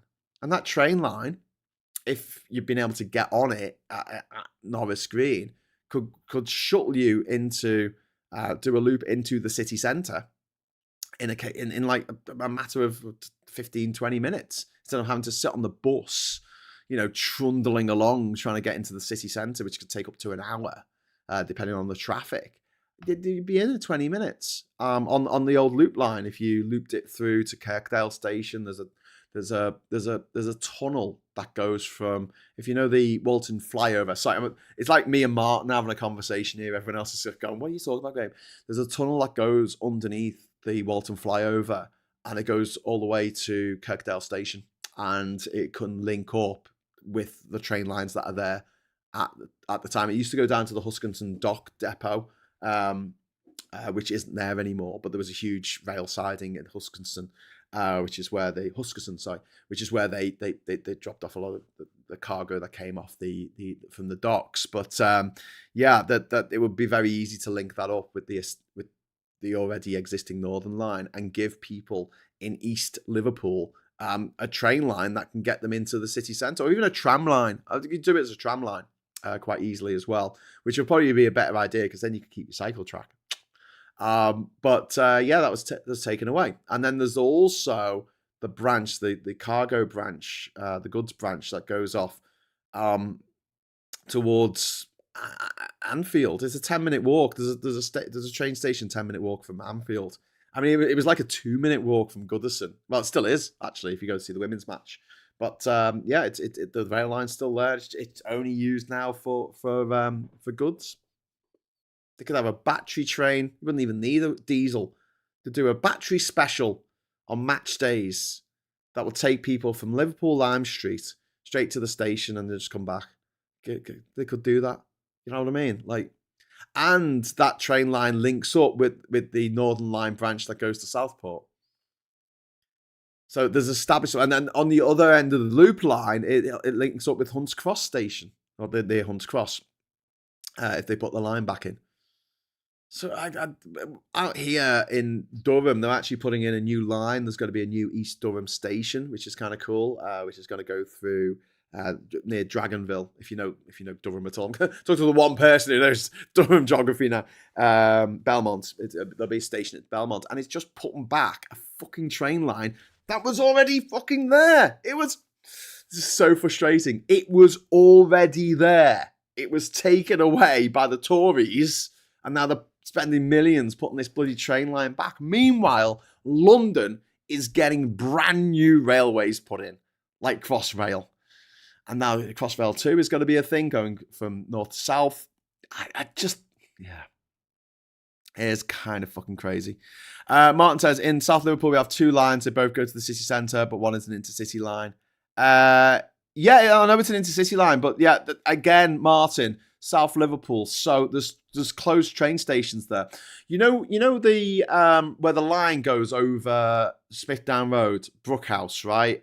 There's the old Leadbetter's fucking funeral parlour there. You know the one, right? There used to be a station there called Sefton Park. And that'd be fucking great for the students. And also, that line goes through a cutting that was made near Crown Street, where the original terminus station was. But there's a cutting there that was put there for a potentially new station in the future, if they ever wanted to make a station in the future. It was put there in, like, I don't know, the 1830s or something. But you could have a university stop. And those lines, there's too fast and too slow. There's regional, the city line, they call it. Is it the city line? Oh no, that goes through Broad Green. But there's like fast ones, and there's 4 lines essentially. There's 2 up, 2 down for fast and slow trains. The slow trains being the regional trains. And yeah, and also while I was at it, I'll put that train station there. And also a bit further along the same fucking rail line, Penny Lane. There's a huge area in Penny Lane. And there could be a fucking station there really easily for no other reason. I mean, you know, you get to Sefton Park there, but imagine you are a tourist coming to Liverpool and you get yourself a little map of the Liverpool underground stations, and there's a station called Penny Lane. Tell me you wouldn't go to it. Tell me you wouldn't go to it. The other place I would put a station if I was in charge of local transport in Liverpool, if someone put me in charge of public transport in Liverpool, is I'd have a station at the Mystery, where there also used to be a station. So it would just be a case of putting a station back where a station used to be on a line that exists right now. And I say just a case. I know it's expensive. I know it's difficult. I know it would require a lot of construction, right? But nowhere near as much construction as Crossrail, right? I will put it by the Mystery, right? And what I would call the train station is question mark. That's what it will come up as on all the maps. And it'd be known as Mystery Station. And it comes up as... There's a field in Liverpool. And when I was at Bluecoat School, this is the field that we used to do cross-country around. I once did cross-country dressed as a Gumby from Monty Python, complete with a herring and that I got from the fishmongers, and a can of Spam, and a hanky on my head, and my shorts, and my wellies. But yeah, the field is called the Mystery because no one knows who owns it, or no one knew who owned it, so it just ended up getting called the Mystery. And there's a train line that just runs on the back of that. Put a train station there, question mark. Fucking awesome. You've got to think about people coming to your city and where they're going to go and what they're going to do.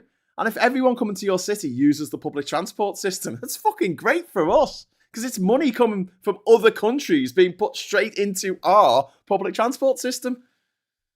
And it doesn't require building a big fucking tunnel all the way under the city. Because, dear friends, while I'm talking, I've so got to make a video about this, haven't I? There are 2 actual massive fucking tunnels, railway tunnels, that go under Liverpool city centre that aren't being used. There's one that goes to the Echo Arena, opposite the Echo Arena when you cross Wapping, right? There's a car park, right? And it's on the land side of Wapping, right? So it's not on the seaside, it's on the river side. Sorry, it's on the land side, and it's in the Baltic Triangle, right? And that there's an archway, you can see it, and there's enough area for a train station. It's just, all it is at the moment is a fucking car park. It's nothing, right? You could easily put a train station in there, and it could accommodate people coming to the Echo Arena for any kind of, I don't know, the Labour Party conference, instead of having to walk all the way from Central or from Lime Street or from St James's Station. Fuck that shit. So you could have, you could have specials if you want, but that line comes from Edge Hill and it goes all the way under the city to the Albert Dock, essentially, one of the biggest tourist draws of the city, and the Echo Arena, where people need to go to watch Ariana Grande or whoever's playing, right? There's another line that goes, it comes out where Costco is on Great Howard Street, I think it's called at that. Where the old Dock Road comes up, and then you got the new Dock Road, Rimrose Road, and they sort of meet at a certain point. It's around that area. But where Costco is now, if you're in the Costco car park and you look at the road, you'll see there's an arch, there's a massive arch at a bit of an angle, and it's currently got the trains going over that go to Moorfields, right? If you go through that arch, I mean, get on your little fucking magical Super Mario Kart, jump onto the road, jump off the road, and then go into there's another there's a car park where all these train stations used to be.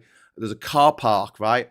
And there's like a bit of old railing. I mean, it's not even like put up properly. It's just temporary railing, and it covers this there's a little tiny like arch that you can just about see poking out from under the car park. So I mean, obviously they need a bit of excavation, but that's the line that until 1971 went to Riverside Station.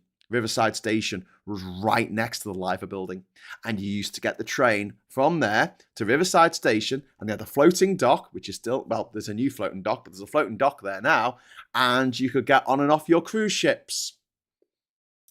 So imagine that, right? You get to Liverpool on your cruise ship, you're only there for the day, and you can literally step off the cruise ship or the ferry across the Mersey, because that's only on the pier head, it's not far away, or you get off the ferry from the Isle of Man or the ferry from Ireland, you get off it and you can walk straight to a train station that is just there, you know, like in Anglesey. You know, ever got the ferry from Anglesey? Same setup, the train station, you get off, you come out the train station and the port is just there. You just walk to it, right? You have the same thing set up, but we've built a load of shite now on the fucking waterfront, so I don't know if we could do it now, but yeah, that's what we do. We could have a train going from Edge Hill Station directly to the launch for the ships. Not the launch, what they call the dock for the ships. It's already there. You don't need to build a new fucking tunnel. It is there. All you need to do is dig it out, get rid of all the shit inside it, put some fucking rails down, and now because we've got battery operated trains, you don't even have to put power in.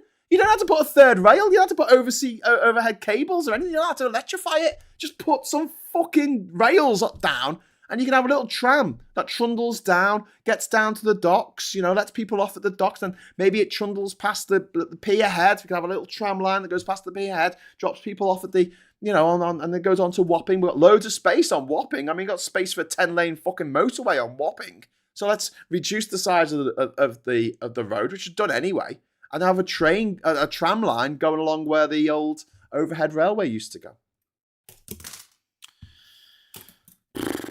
I'm just saying. Anyway, so yeah, that's all the shit I would do. Yeah, Great Howard Street. Yeah. So you could have a tram coming out of Great Howard Street, right?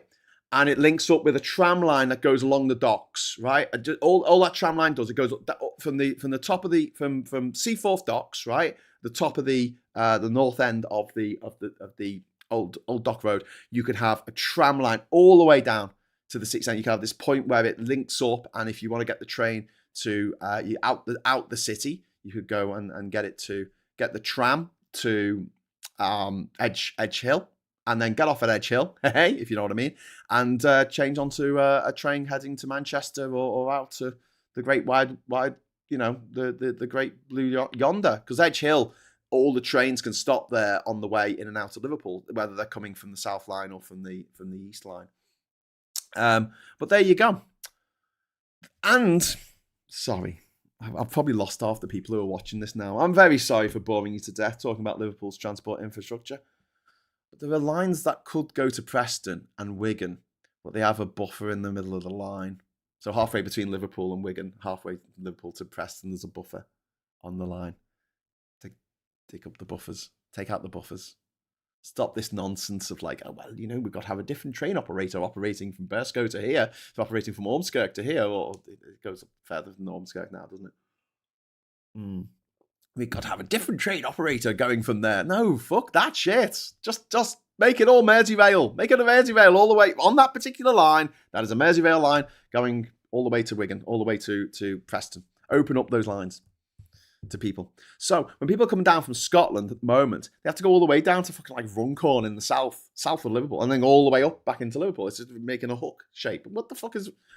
Or you could just get off at Preston and then get onto the Merseyrail train that'll take you straight into Liverpool city centre. ADHD passion is cool, says Kate. Yeah, I'm sorry. I'm really nerdy about this. Liverpool's transport infrastructure 100 years ago was fucking amazing. Fucking amazing. We had trains, we had ferries, we had trams, we had the omnibus.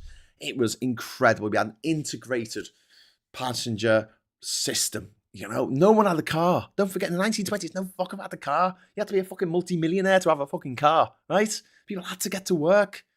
And the city provided the way for people to get to work. And then in the 1960s, they ripped that all up and said, no, you've got to get a car. Got to drive in. Got to get a metal box and you've got to drive it. You might die. Trains are one of the most environmentally friendly forms of transport. The problem is the UK, we sold it all off. We didn't sell it off. We fucking destroyed it, mate. We pulled up all the bloody tracks. And we're still paying for all the infrastructure, all the roads, sorry, not roads, the bridges, all of the tunnels, all the viaducts. We're still paying for these bloody things so they don't fall down or collapse, you know, with houses on top of them. Isn't it peculiar when we were good? When we were good for the Industrial Revolution, those rails were there for us, but after being used and abused, they were closed down for political reasons, cutting us off. Yeah. I mean, come me. If you want me to do a video on the fact that there's no fucking rail line that you can take from North Wales to South Wales without going through England, I'm happy to do that. Bring them back. Trouble is with the Beeching report is he went on trains in off-peak and they wonder why they were fucking empty. Yeah, Sheffield, Steve. They got results, the results they wanted. The Tory Transport Minister, Ernest Marbles, wanted to rip up the train system as much as he possibly could because he had a vested interest in a company called Marbles Ridgeway Construction, which he co-owned. He gave the shares of which to his wife for £1 before becoming Transport Minister. So there wouldn't be a conflict of interest, except for the fact that the deal was that his wife would sell them back to him for £1 once he wasn't Transport Minister anymore. So while he was Transport Minister, he commissioned Dr. Beeching to send people out to train stations on a Sunday and go, oh, no one's using the train. Oh, well, never mind. Let's close it down. And that's why Skelmersdale doesn't have a fucking train station. Yep, they visited our station on Sunday morning, says Diz. Yeah. Wait till I get paid and I'll fund that episode. Exactly. Railways were originally not designed for passenger services. It was designed for freight. It was only when rail companies spotted an opportunity to make more money, they offered passenger services. That is very true. Well, the Stockton-Darlington Railway was the first railway, wasn't it? But that was a freight railway. Whereas the Liverpool-Manchester Railway of 32, I think, that was designed for passengers. But yeah, the main thought that these companies had was freight, and they would have a passenger car stuck on the back. But then I do realise actually people like moving around. Thanks, I'm not Welsh or even in the UK, but I respect the Welsh stroke native, aka correct names. Elle says I stopped eating pot noodles when it became so expensive that making a real meal became cheaper. Yeah, pot noodles on. These are like 15p for a pot noodle. I know it's fucking 15p for a pot noodle. Jesus Christ. It's like 7p for a bag of crisps. God, I'm old. There were plans for district heating powered by the heat from the old coal mines in Stoke-on-Trent. They spent millions and shelved it on cost reasons. That is fucking crazy, isn't it? It costs too much to heat the plebs. Do we really want to heat the plebs? Oh, I don't know. I think I might do some sweet chili pork and rice today. That's my trans agenda. I love that. So Axel writes name on list of people who are always welcome to come me. Oh God, I can't say that. Thank you from the heart. Oh, sweet. Ian Hislop on his railway documentary on BBC4 said they'll also had computerized ticketing back when you'd clearly seen when they were busiest. They also had computerized ticketing back then, you would have clearly seen when they were busiest. They had computerized ticketing, did they? Is anyone else getting the ad pop-ups more frequent? I have two in 1 minute. Oh, I'm sorry. This is fucking YouTube. I set it to say I don't want adverts coming up while I'm speaking, and there's some setting that it does not allow me to undo. Is there an advert coming up next to me? Is there like an advert over here while you're trying to watch? Sorry about that. I'll see what I can do. I don't want to, because they make it so like if you entirely turn off monetization, then you get penalized or something. I don't know.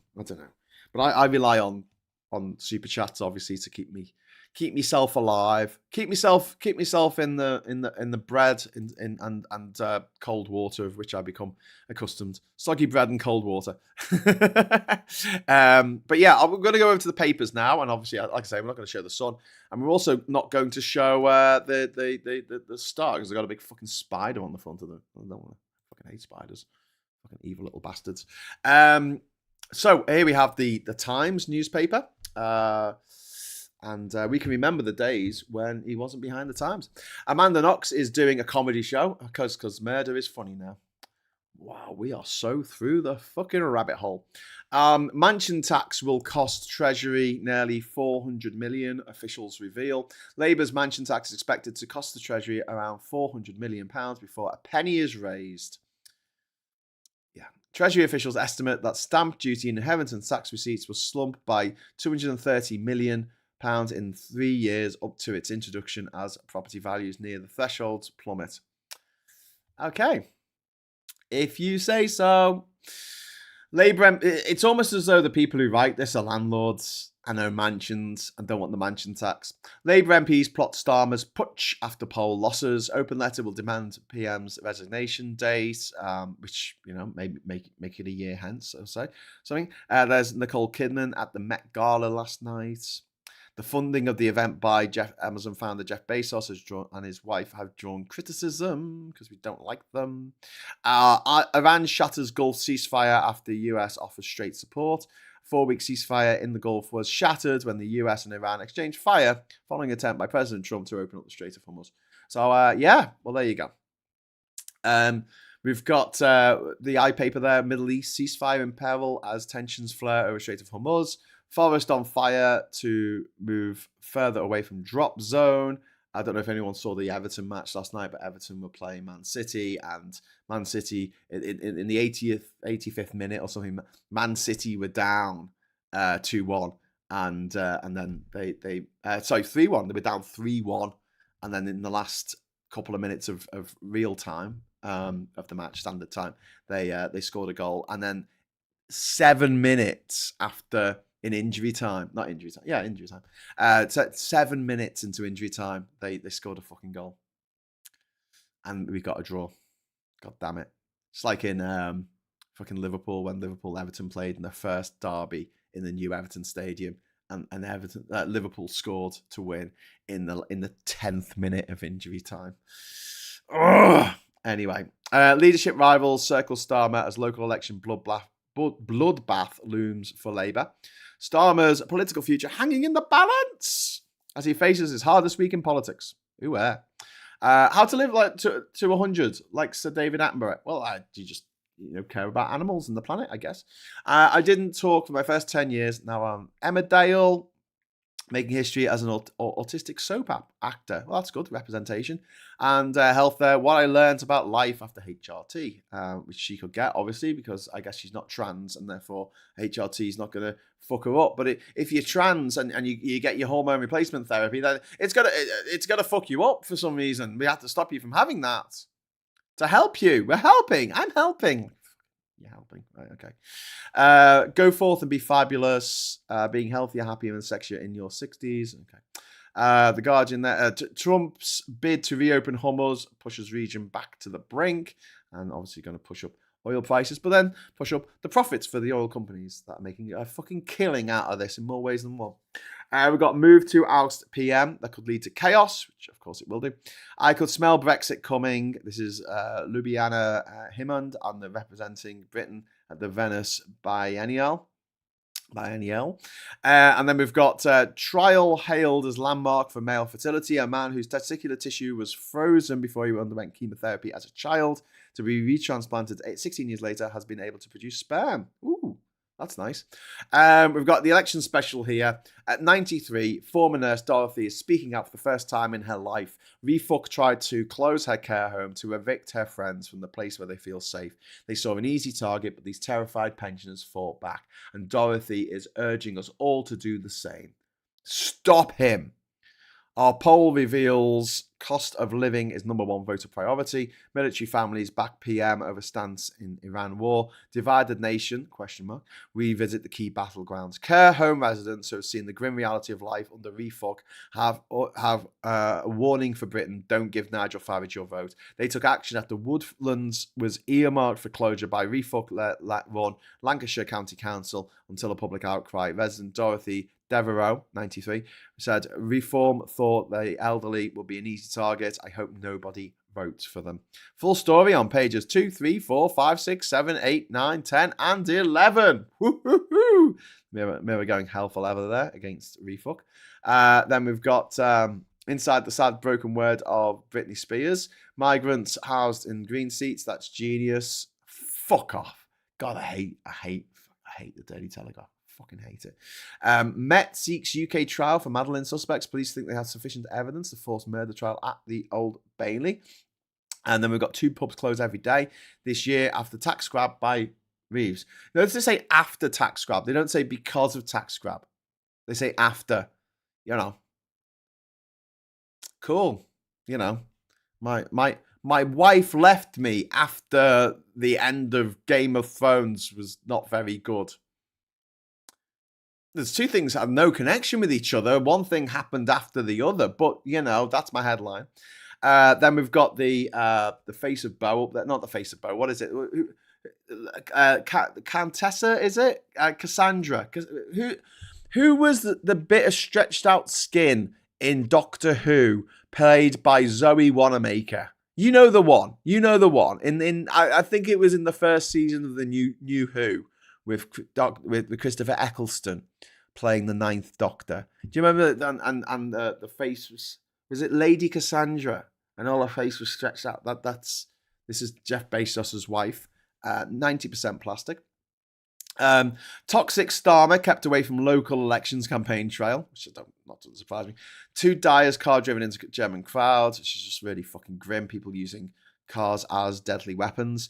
But then again, we have a system in this country where if you kill someone with a car, you go to jail. If you do go to jail, you go to jail for a lot less than if you kill them, blood them to death with a blunt object. You know, if you drop a car on them from a height, I suppose you'll go down for murder. But you hit them with a car, it's like, oh well, it wasn't really my fault.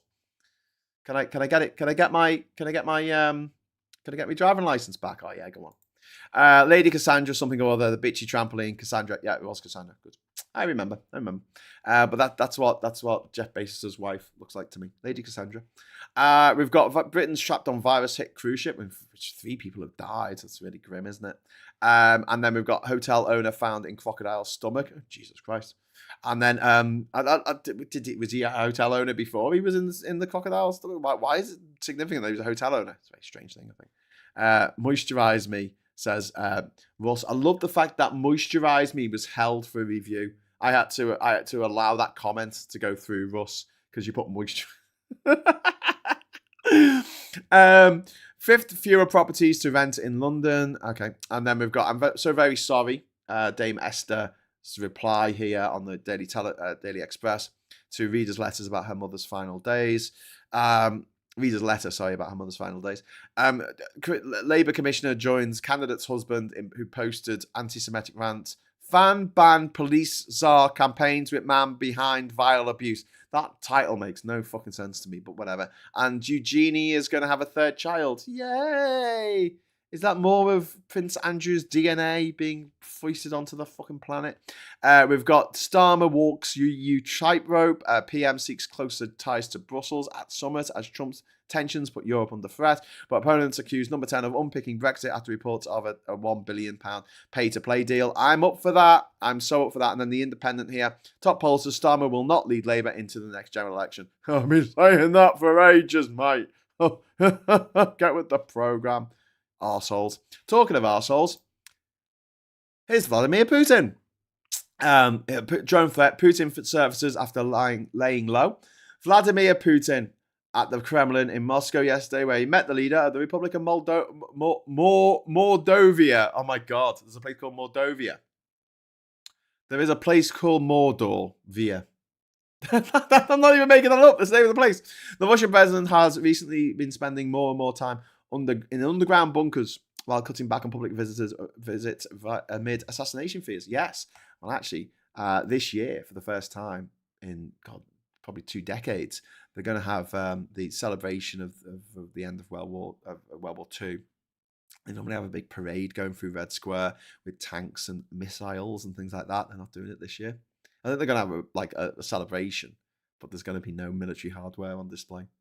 Probably because they've used it all. Anyway, so back to educational psychologists. Fuck off. China is winning the soft power struggle. There it is. And there's a. I like that picture. So that is someone playing. You probably can't see because it's quite low res, but it's someone playing pool, right? With a red blaze on the table, and all the balls. There's a white ball there about to knock into.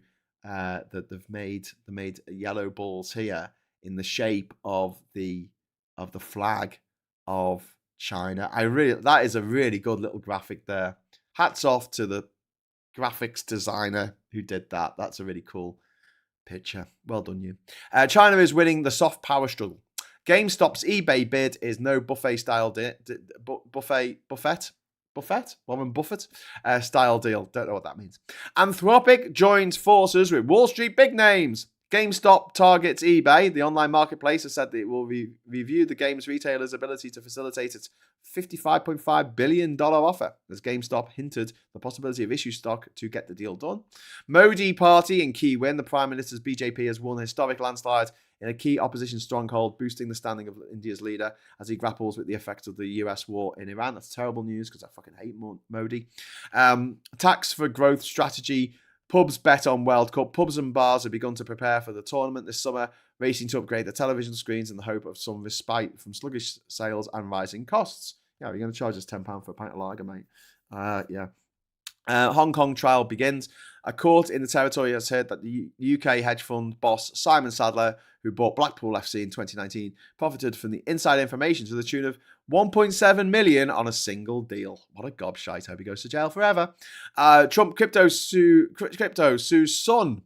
Capital S. Oh, is it the Sun newspaper? No. A Trump-backed family crypto venture has sued billionaire Justin Sun, one of its biggest investors, for defamation. Nice. Canadian farmers have beef. Hey, beef producers fear Ottawa's plan for a free trade deal with South America's Mercosur bloc. I like they said that they've got beef, as in they've got an issue, they've got a problem with someone. They've got beef, man, and they're beef farmers. The beef farmers have got beef.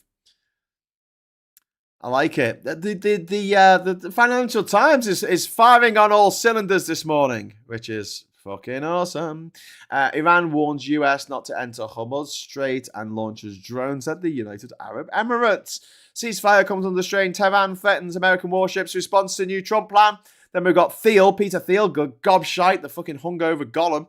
Gollum with a meth addiction dives into data centers powered by ocean waves as AI energy needs rise. Peter Thiel is leading a $140 million investment into a US startup that plans to use wave energy to fuel giant fleets of floating data centers as Silicon Valley's search for AI power reaches new frontiers. Do you think this is going to end up like when Mr. Burns tried to do the right thing and save the turtles from getting their head stuck in the beer rings, the plastic beer rings, but ends up trawling the sea with them instead? Refuck's appeal hits home from Midlands to the coast. Reform voters are mainly men, but party leading the polls is making gains amongst women on the disaffected left. Yeah, you see, you just can't be transphobic enough for some people. As Labour are learning, stop being transphobic, Labour. It's doing you no favours.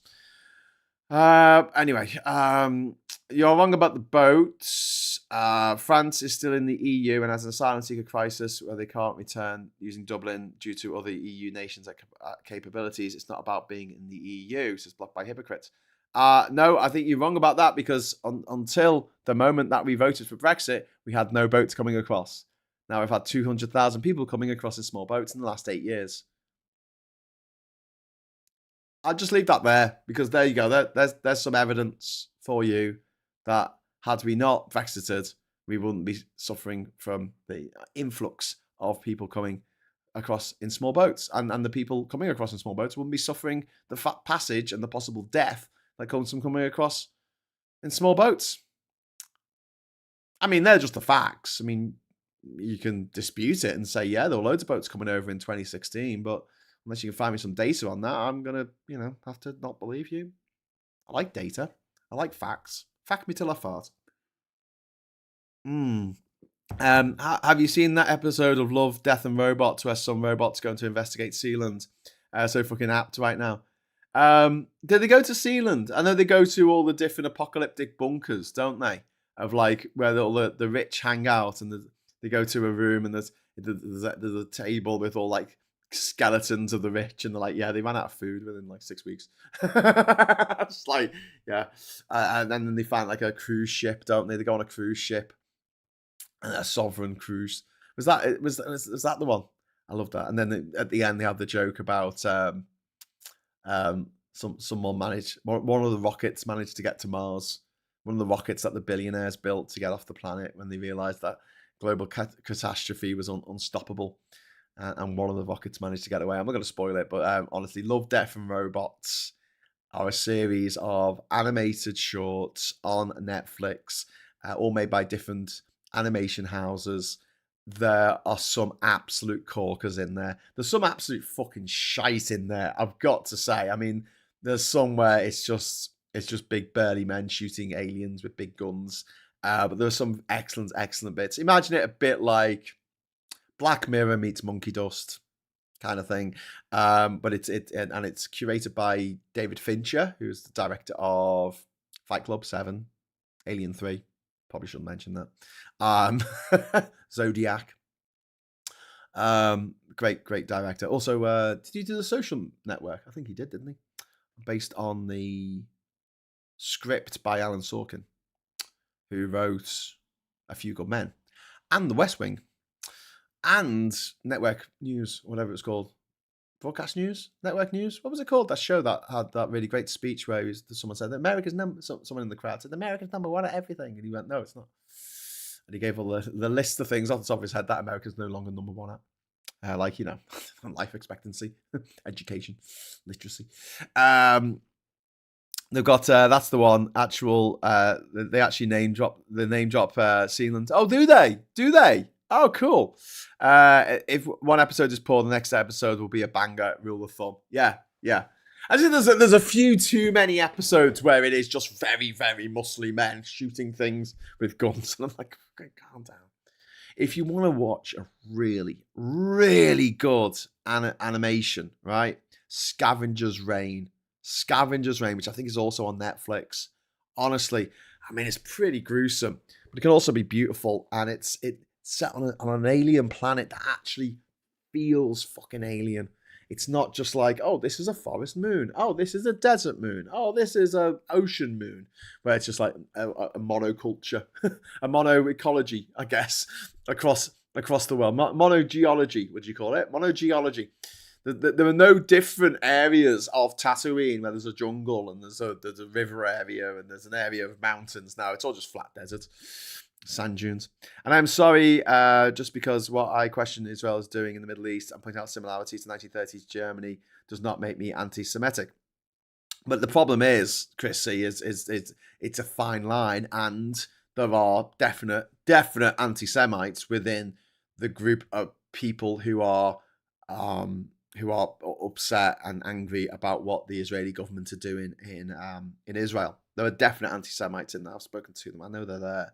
And I do feel like they aren't kicked out of the organizations that they're part of, or called out. I say not kicked out, called out and then kicked out at the level that they would be if it was a group of people who were fighting for people in Darfur, and then it turned out there were some people in there who were, just anti-Islam, or people who were fighting for people who were, in some other part of the world.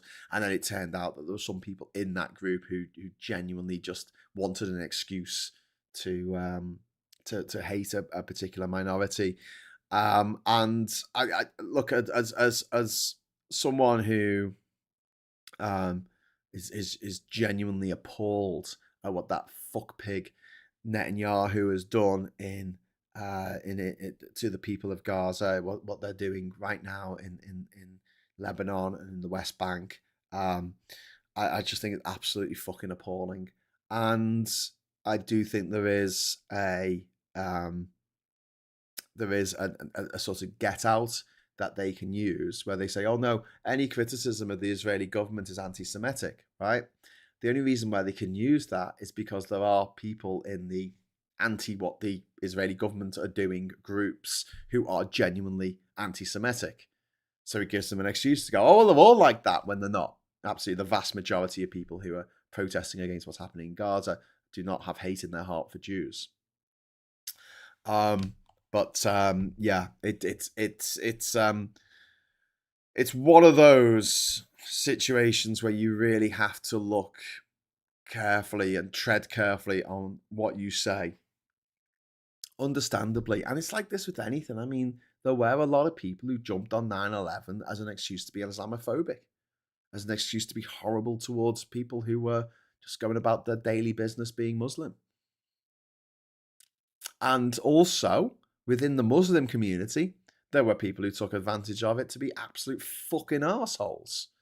And, you know, these hate preachers, Muhammad, what was his name? What was the name of the guy? Hamza. Was it Hamza? Yusuf or something? Hamza, the guy who, you know, the hook guy, hate preacher, that he ended up deporting. I don't know where the fuck he is now. But there were some people who used in the same way that there's people in the Jewish community who are using what's happening in Israel as an excuse to hate on Palestinians, hate on Muslims.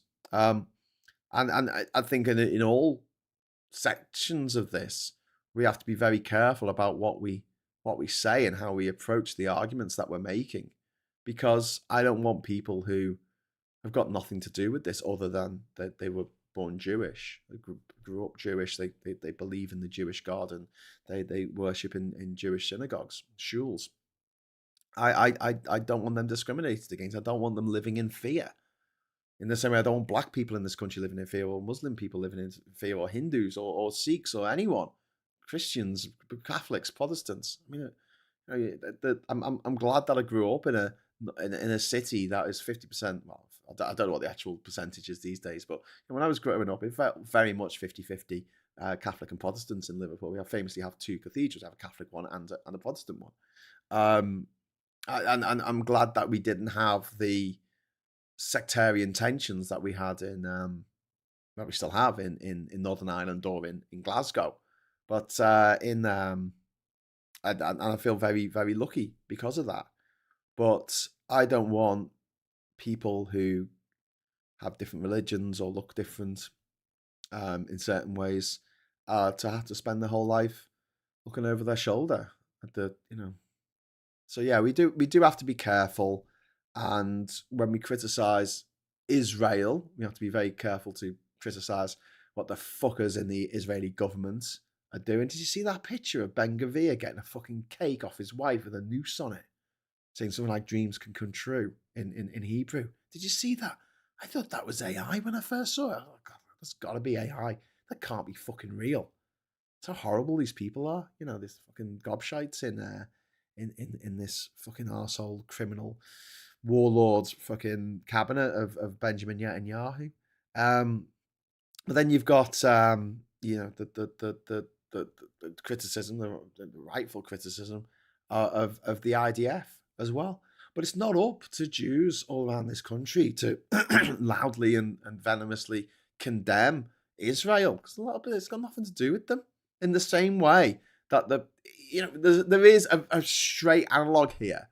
In the wake of 9/11, people ran around the country with a fucking microphone, putting under the mouths of every single Muslim person they could find, and go, "What do you think about this? You know, what are you doing to stop the Intifada? What are you doing to stop the Al Qaedas?"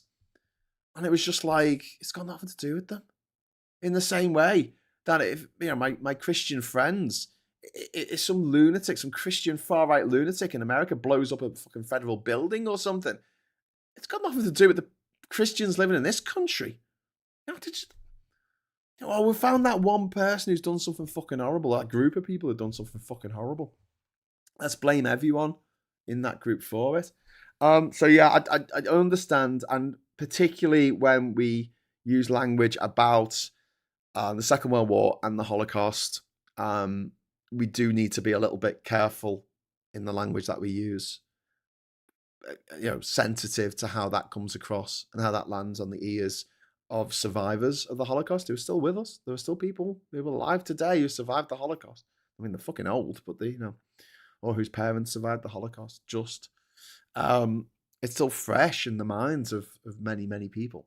And it doesn't mean that you can't criticize the language that you use when you don't have to moderate the language that you use when you criticize it doesn't mean that you can't criticize the Israeli government or what the IDF are doing, but you've got to be mindful of the way that you talk about it, in the same way that if you want to talk about what the government of, I don't know, Zimbabwe are doing at the moment, you would be very careful not to use any racist language in talking about it.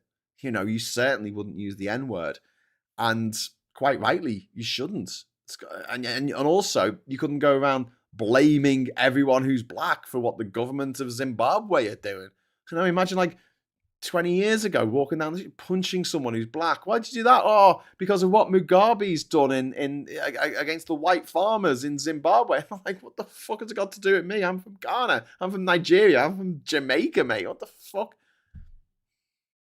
Yeah, so I get it. I get that people find it a little bit difficult and perhaps a little bit infuriating that they can't say what they really feel. But I do understand the level of sensitivity, because the thing is, and this is really important, when you criticize the Israeli government, when you criticize what the IDF are doing, and you criticize the genocide in Gaza, and make no mistake, I mean that's what Benjamin Netanyahu wants. He wants a genocide. He's always wanted that. He's made that very clear from the moment one of his supporters assassinated Yitzhak Rabin,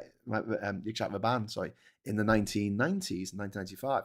He's made it very clear that that's what he wants. But in the language that you use to talk about it, you've got to be a little bit mindful. But that doesn't mean that you can't not criticize him and the government. But it's he's not going to see it. He is not going to see it. Ben Gvir is not going to see it. Any of his fucking hideous fucking cabinet are not going to see it. Those gruesome members of the Knesset in the parliament over there in Tel Aviv are not going to see it. Who's going to see it? Your friends, your family, perhaps some Jewish people that you know. And they're going to see it. And if your aim is to raise awareness of what monstrous acts this government is doing, fine, raise awareness about it. But at the same time, I don't think that you should be making British Jews or people, you don't know who can see your stuff online. If you put it publicly, you don't know who's going to be reading that in a way that they will genuinely find upsetting and distressing, especially if you're bringing back a spectre that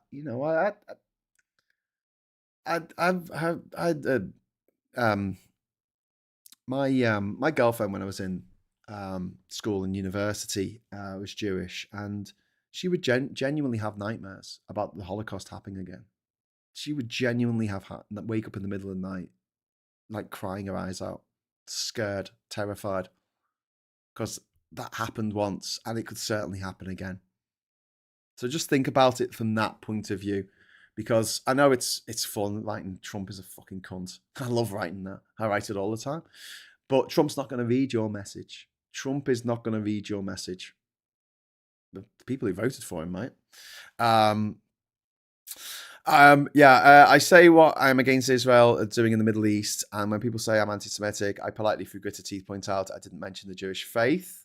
But I mean, it depends on the language that you use. And if people are saying, I find that anti-Semitic, now I'm going to come back to you, Chris, on this and say, I've never been accused of anti-Semitism, ever. Like, even on my posts where I've gone, the rise in anti-Semitism is directly linked to the actions of what's happening, under Netanyahu. I've had Jewish friends agree with me and going, yeah, he's certainly not helping the situation. And there are ways of putting this across without being accused of anti-Semitism, and I think that is it is difficult. I know it's a fine line, but I don't think it's impossible. I don't think it's beyond your capabilities. But yeah, but also, if your genuine criticism of what Israel, the state of Israel is doing, the government of Israel is doing right now, is put in such a way that it can't be seen as anti-Semitic, then no one can accuse you of it. So yeah, it's just a thing that we all do. We all like come out fucking all guns blazing, especially when it's things that matter to us massively. Affects us emotionally. But yeah, there is a little bit of duty of care I think that we have, and the best way to look at it is who's going to be reading this. If a Jewish person reads this, might this be triggering for them to use this language about Netanyahu? I mean, yeah, I don't disagree. I think he is a fucking fascist. I think he is a piece of shit. But just the way that the language that you use to put that across, I'd much rather people say that he's a war criminal, he's a piece of shit, he's a the only reason why he's in power is because otherwise he'll be in fucking jail, all that kind of stuff. You don't need to necessarily bring up the specters, the ghosts of the past. And please help me understand how what the Israeli government is doing to the Palestinians is any different to what the Germans did to the Jews in the 1930s and not the Holocaust specifically. I can't, mate. I can't. I'm not saying that it's not. I'm saying that if you do that, if you say that, if you bring up those memories, my point is, right, that the audience of what you're saying, that too, is Netanyahu's not reading it. The fuckers who are doing this and the IDF, they're not reading it. The people who are reading it are people who went through absolute fucking hell. The closest to hell that has ever existed on this fucking planet. That's saying something, considering the horrible things that humans have done to each other over the years. But yeah, that's my point. You don't need to. There are plenty of, you could say, well, this isn't very much different to what happened with the Rohingya Muslims in Burma. This isn't very different from what happened to the Tamil Tigers in Sri Lanka. This isn't very different from what's happened to the Uyghur Muslims living up in northwestern China, in Xinjiang province in China. This isn't very different from any group. I mean, look at what happened to Muslims living in Bosnia in the 1990s. You can go to Mostar now. You go to Sarajevo. You go to Mostar. There is a graveyard that you can visit in Mostar that is just full of tombstones, gravestones of all young men, all with the same date of death. And it's an entire fucking field full of these gravestones. And it's horrifying. And what was their crime? They were Muslim.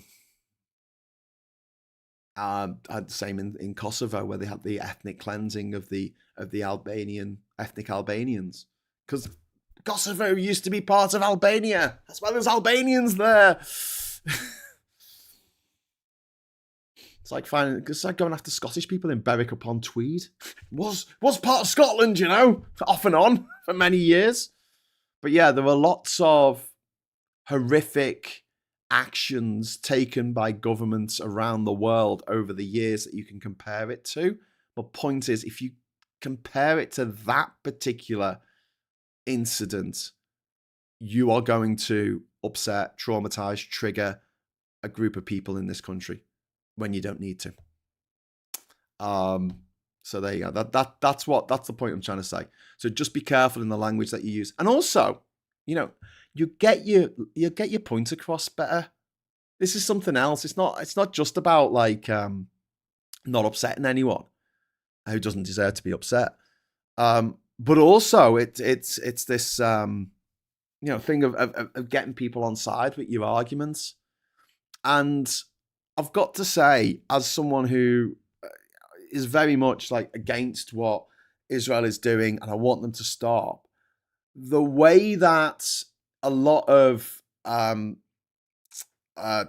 anti-Israeli, let's face it, anti-Israeli anti what Israel is doing in Gaza, they do come across as aggressive. And I know a lot of people, most of the people on those marches, and I've got good dear friends who have been on those marches, so I'm not accusing them of anything here. But to an outsider, they can come across as like aggressively, and I'll compare it to maybe like the Brexit marches, which were a bit more like gay pride more than anything. Do you know what I mean? It was just people dancing around with flags. I mean, not as effective perhaps as we would have liked. But the other side, whenever they went on a march, it was always really fucking aggressive. It's always really fucking angry. It was like, I'm going to kill everyone. And that kind of feeling is something that people get from a lot of these pro-Palestine marchers, unfortunately. And I know, look, I'm not saying that they are aggressive. I'm not saying that the people involved are being aggressive, but that's how it can sometimes come across to people. And I'm a great believer in getting more people on side using a carrot rather than a stick, using honey rather than vinegar. But then again, what do I know? I mean, we didn't get anywhere with fucking Brexit, did we? But yeah, we're stopping Brexit. Well, I suppose we did one good thing is we got Parliament to pass a law saying that we couldn't actually leave the EU without a deal, which is what a lot of people on the disaster capitalist right wanted us to do. I was mistook Hughesovka, modern day Donetsk, Donbass, Ukraine, for Yugoslavia while speaking with a Serbian man. Hugo, we all go together. Me scusi, quick exit, oops. Hughesovia, is that a real place? That sounds like something I'd make up if I was making a town on SimCity back in the 90s. Playing SimCity, you could call it whatever you wanted. Grahamville.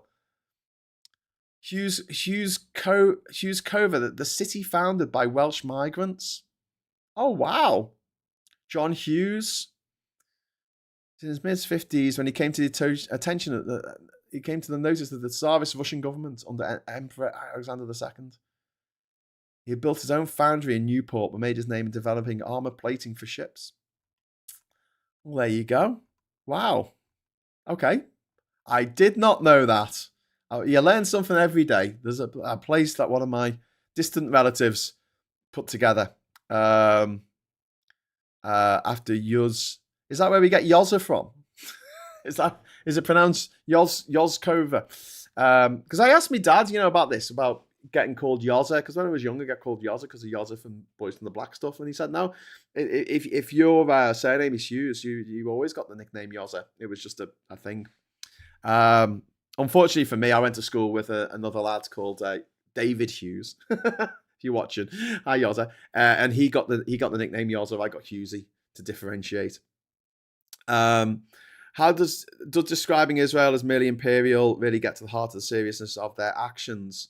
No, I will go into what I would do is go into the actual what they've done instead of necessarily comparing it to somebody else. And I'll just go through a list of other ethnic cleansing, fucking, I hate that expression, genocides, attempted genocides in the past.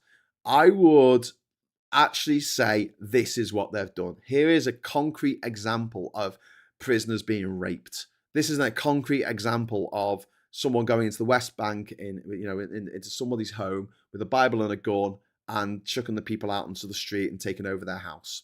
This is a concrete example of buildings being razed to the ground with children in, hospitals being bombed in Gaza, people being moved around en masse at the whim of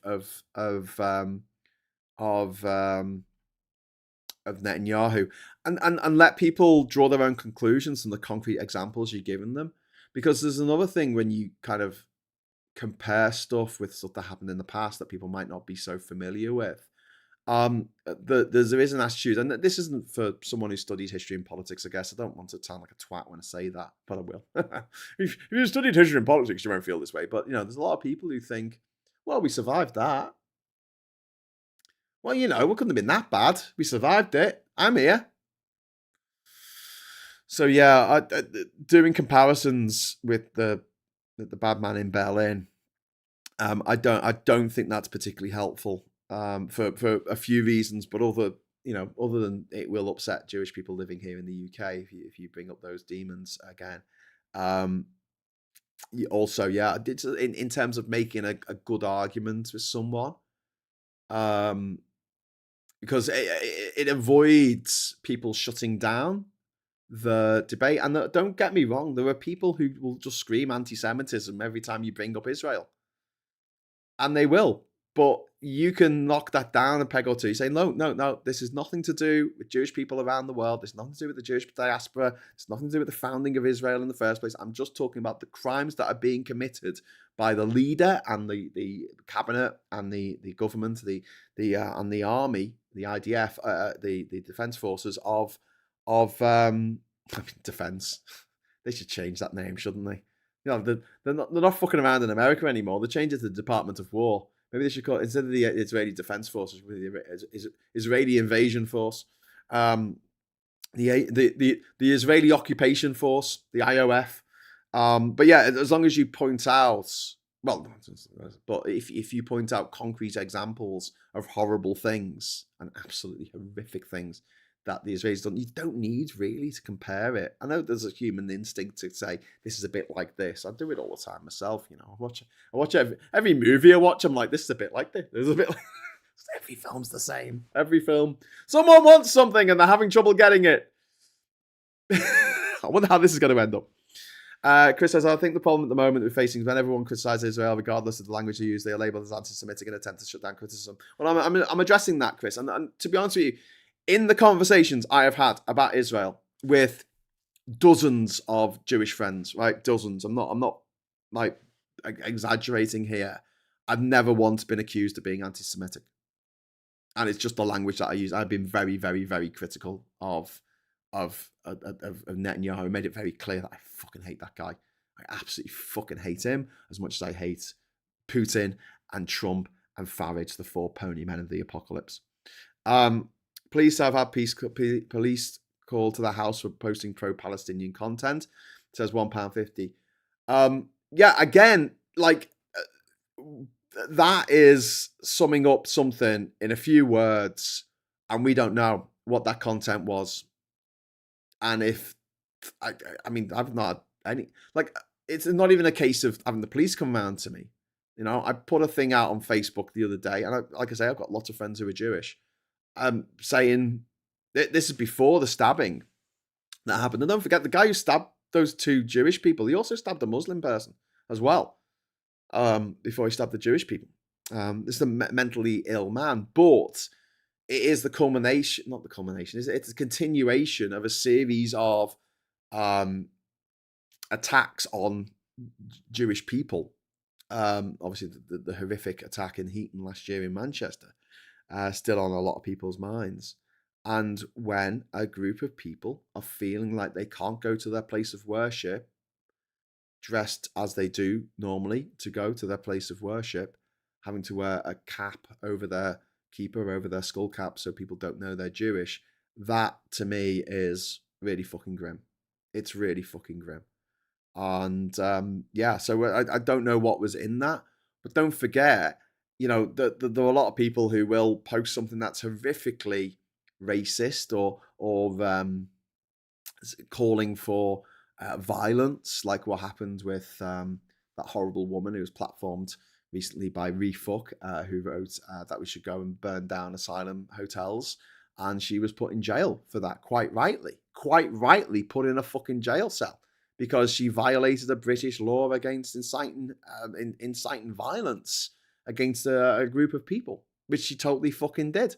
And it wasn't a woke law that had come in the last 6 months from the woke Labour lefties. No, this was a law brought in under Thatcher from the 1980s that she was prosecuted under, and she fucking pleaded guilty.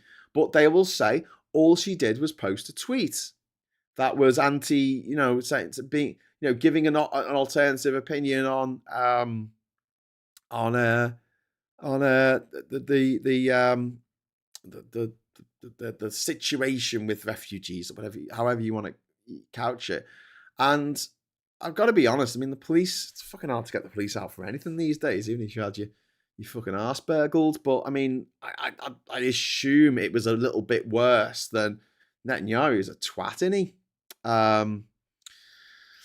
Exactly, Graham, but you don't hear about the Muslim who was stabbed in the media. You don't hear the Met Police labelling that attack as terror-related. It's a double standard in the media. Well, is it, Chris? Is it? Because there have been a number of incidents of Jews being targeted in the last few years in this country. You know, people have died. I understand why they're making a big fuss about this, because this is why Jewish people are scared to leave their homes dressed in their traditional Jewish clothing, if they're particularly Hasidic, or even wearing a skull cap, or even wearing a Star of David around their neck. Like, I get it, you know, I get why people are scared right now, and that's what we should really be focusing on, is making sure that in our society, in our culture, in our country, that we actually have a little bit of control over. People aren't living like that. I don't think anyone should live like that, no matter what their religion is, no matter what color they are, what creed they are, what language they speak. And if you're gonna stand up against racism, bigotry, prejudice against Muslims, against trans people, then yeah, you've also got to stand up for targeted abuse of Jews as well, which it does exist. It absolutely does exist. You can't argue that it doesn't. You can't argue that they're being paranoid. I mean, one of the things that drove me up the fucking wall when Labour were claiming not to be anti-Semitic, and they were attacking anyone who claimed that they were being anti-Semitic, saying that those people were evil in some way. But the reality was, we had four, arguably five, but let's say four MPs in Liverpool, right? And two of them were Jewish. Two of them were Jewish women, Luciana Berger and Louise Ellman. And Luciana Berger, she's my age, and she was heavily pregnant at the time, and it was horrible for her. You know, fallen out with her since, because she was one of the fucking lords who blocked the bloody assisted dying bill. But it was a really, really horrible time for her. It was really, really difficult. And she left the party citing anti-Semitism. Louise Ellman, who had been an elected member for Labour since the 1970s, we're talking about someone with nearly 50 years experience of being a councillor and then an MP in Liverpool, and a Jewish woman. She left the party in 2019 citing anti-Semitism. That's half the fucking MPs of Liverpool left Labour citing anti-Semitism. And I'll believe the victim. I'll always believe the victim, right? I just, if it was two black MPs and they had left the Tory party citing racism, would we have gone, oh no, they're just making it up. Oh, they're just making it up. They just don't like criticism of Zimbabwe. They just can't take the criticism of, I don't know, Robert Mugabe, Jacob Zuma. All I was saying was Jacob Zuma was an evil, corrupt person, and then which he was. But they decided to get all like, oh, it's all about racism, isn't it? And then the sort of, I think the cruelest part of it was, like, they didn't say, okay, yeah, well, this is an issue, we will deal with it. They screamed in the faces of anyone who said, hey, this is a bit anti-Semitic, this is a bit of a worry, that they were fucking, I don't know, just Israeli shills. You know what it was like. This was a time when Labour was run by people who just wanted to scream in everyone's face for something. Oh, you like Brexit? You don't want Brexit to happen, you fucking fascist. Okay, work that one out. You go and join the fucking Tories, they said quite a lot. I don't think many people voted for the Tories or to join the Tories or voted for them from Labour, but a lot of people just didn't bother getting out of bed in December 2019. Could you blame them? Every time they brought something up that they didn't like with the current that iteration of Labour, they got screamed at. At least that doesn't happen anymore. It's more fun now. We can all join in a kicking of Labour. Useless bastards. Yay, I can say that without getting shouted at. Go join the fucking Tories then, you fucker. But one of the things that they always used to trot out back in those days was that the number of anti-Semitic comments that were made by Labour members, this is Labour membership, was just 0.001% of the membership. And that would used to drive me up the fucking wall, because that is exactly what the right wing do. They manipulate statistics to go, oh, it's not really a problem because it's only 0.01% of the population. That's the same fucking bullshit mind tricks that who's that gobshite? Richard Dawkins. Richard Dawkins used to say, oh, we don't have to worry about trans people because they make up such a small intersex. I think he was talking about intersex people. I don't know if he was talking about trans people specifically, but he is a TERF. And he was like, there's so few of them, they don't matter. And I'm like, because it's only 0.00001% of the population or whatever it is. They don't exist, really. Yeah, they do exist. You know? If you're going to talk about how many murders there are in this country, about 600 people get murdered every year in this country, in the UK and Wales. In England and Wales, right?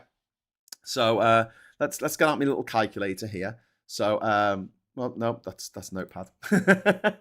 wrong app, Graham. So we've got 600 people get murdered every year. Let's divide that by 60 million. Roughly population of England and Wales. That is, and then times that by 100. So yes, oh my God, it was the exact number that I just said. Only 0.001% of people get murdered each year in England and Wales. 0.001%. That was a complete guess, and it's actually right. It's actually bang on. So is it really a problem that people get murdered? Yes. Yes, it is. And on those 600 cases, we need to find the person responsible. If they claim they're not guilty, take them to fucking court. Either way, if they're found guilty or they plead guilty, they need to be put in fucking jail to stop them doing it again. And punishing them for killing another human being. You can't just go, oh, well, it's only 0.001% of the world, of the country's population who are affected by this. So is it a real issue? Is it? I mean, come on, that's a tiny percentage, 0.001. And they used to say this. Got posts saying this, so I think that there is a real issue on the left, particularly because the right are going to be racist, whatever. But there is a particular blind spot on the left for the I'd say the feelings of Jewish people and how stuff comes across to people who are Jewish and how it's read. And I don't think it's helpful. And I don't think it's getting the point across that you want to make. I don't think it's getting across in the way that it should be brought across. When we talk about Iran, for instance, we often talk about the Iranian regime because we know that the people of Iran, right, most of them don't want that regime in power, but they don't really have much of a choice in the matter. In the same way that in this country, we don't want refuck running our fucking councils. But here they are in Durham running our council. Does that mean I support refuck? No, it fucking doesn't. Does it mean I think that Durham shouldn't exist? No. I think Durham should exist because it does. You play the cards you got. Leonie, thank you very much for the £5 super chat. That's very kind of you. Thank you. There are as many Jewish people in the UK as there are trans people. The more you know. I need to go down a rabbit hole and find out when anti-Semitism got ingrained in the Labour Party. Everyone on the online knows the effect of lobby groups and its crushing culture all over the world, interest groups and think tanks. Yeah. I mean, what's it called? The APAC is it in America? Is it? No, it's not. Is it APAC? What's it called? It is APAC, isn't it? The Israeli lobby in America, which has basically all of the Trump and all that in their clutches. They're very, very, very ingrained in what Trump does. In his first term of office, he moved the official capital city of the recognized capital city. Everyone else in the world recognizes it as Tel Aviv in Israel, but he decided to recognize it as Jerusalem, which is something that Netanyahu wanted. And then we've got, more recently, the invasion of Iran. But one thing I learned very quickly when I was traveling around the world is you can't judge people by the actions of their governments. Because not everyone in that country wants that. In fact, some people will vote for something like Brexit, expecting one thing, and then get completely something different to what they thought they were voting for. Because politicians lie, they cheat, they scheme, they scam, and when you're someone like a criminal fucking mastermind like Netanyahu, who spent the last 30 years trying to start a war with Iran, which he's now got. Thanks for that, you twat. But if you are talking about the actions of Israel, I think it's worth pointing out. If you're accused of being anti-Semitic, just have a think about the language you're using. But point out that the rise of anti-Semitic attacks has gone hand in hand with these gruesome pictures coming out of the Middle East of what Netanyahu's government have been doing. And the reaction against that, the revulsion, the feeling of revulsion against that. And if anything has fueled the rise in anti-Semitism in recent years, Netanyahu is the spider in the middle of that web. He really fucking is. He's a hateful individual. And he says, Dawkins says that sex was binary because there are only a few examples of intersex, which is totally wrong. It's a polarity. It was then I knew Dawkins was not as clever as made out to be. Yeah. It's a bit sad, actually, because, I know Dawkins was a bit sort of dismissive. The way he puts himself across, I think now,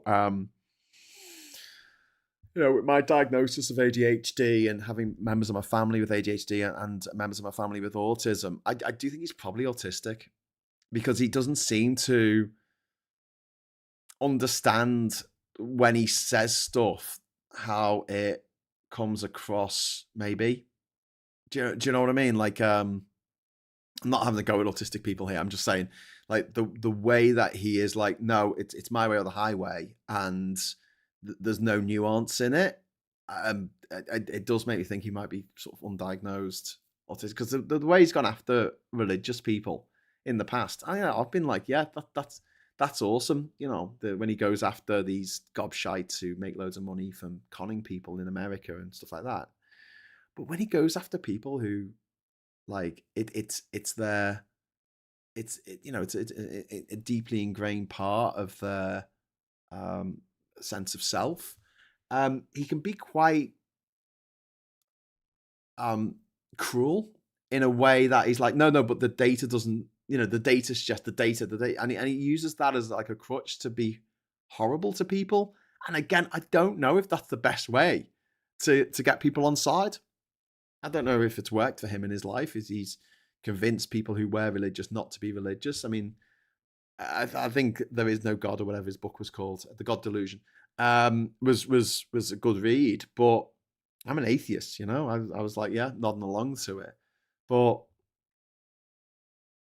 I think there is a part of him that is quite, abrupt in the way that he approaches certain subjects. And I think once he's made his mind up about something, I mean, that thing about intersex people, there aren't enough of them to be statistically significant. I'm like, fuck off. Statistically, there's what, 8 billion people on the planet. How many Lib Dem MPs are there? It's like 80. That's, when you look at the entirety of humanity, that's fuck all. But does that mean that there's, as a percentage, that's fuck all? But does that mean that there are no Lib Dem MPs? Like, I don't know. There's the way he conducts himself in discussions. I would say, I think he may struggle with the way his emotions work versus the way he perceives other people's emotions. I don't know. But that's no excuse for him being a bellend. No, not at all. Not at all, Gallifreyan man. No. But yeah, Dawkins is an intellectual bully. Yeah, and I think this is the problem. I think this is a guy who he's got some good ideas. The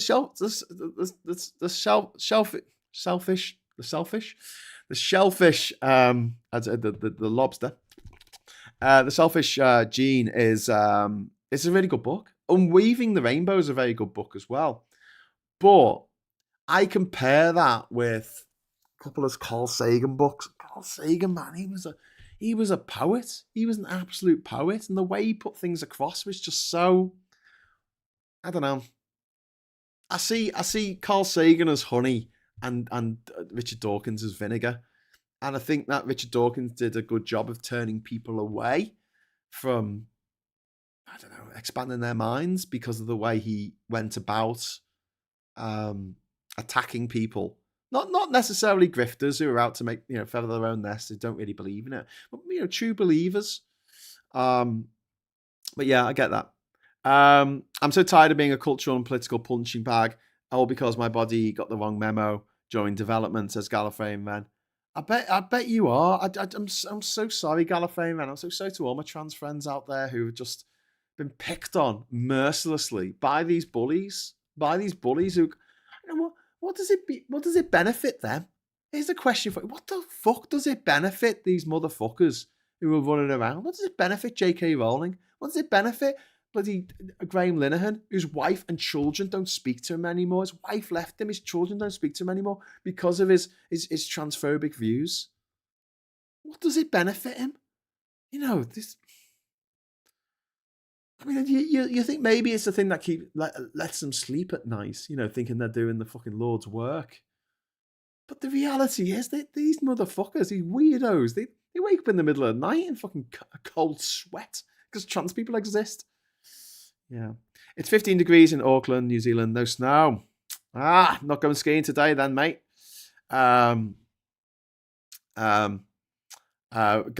Wren is getting a massive hug from Cymru. Oh, that's really sweet of you. Thank you, Cymru.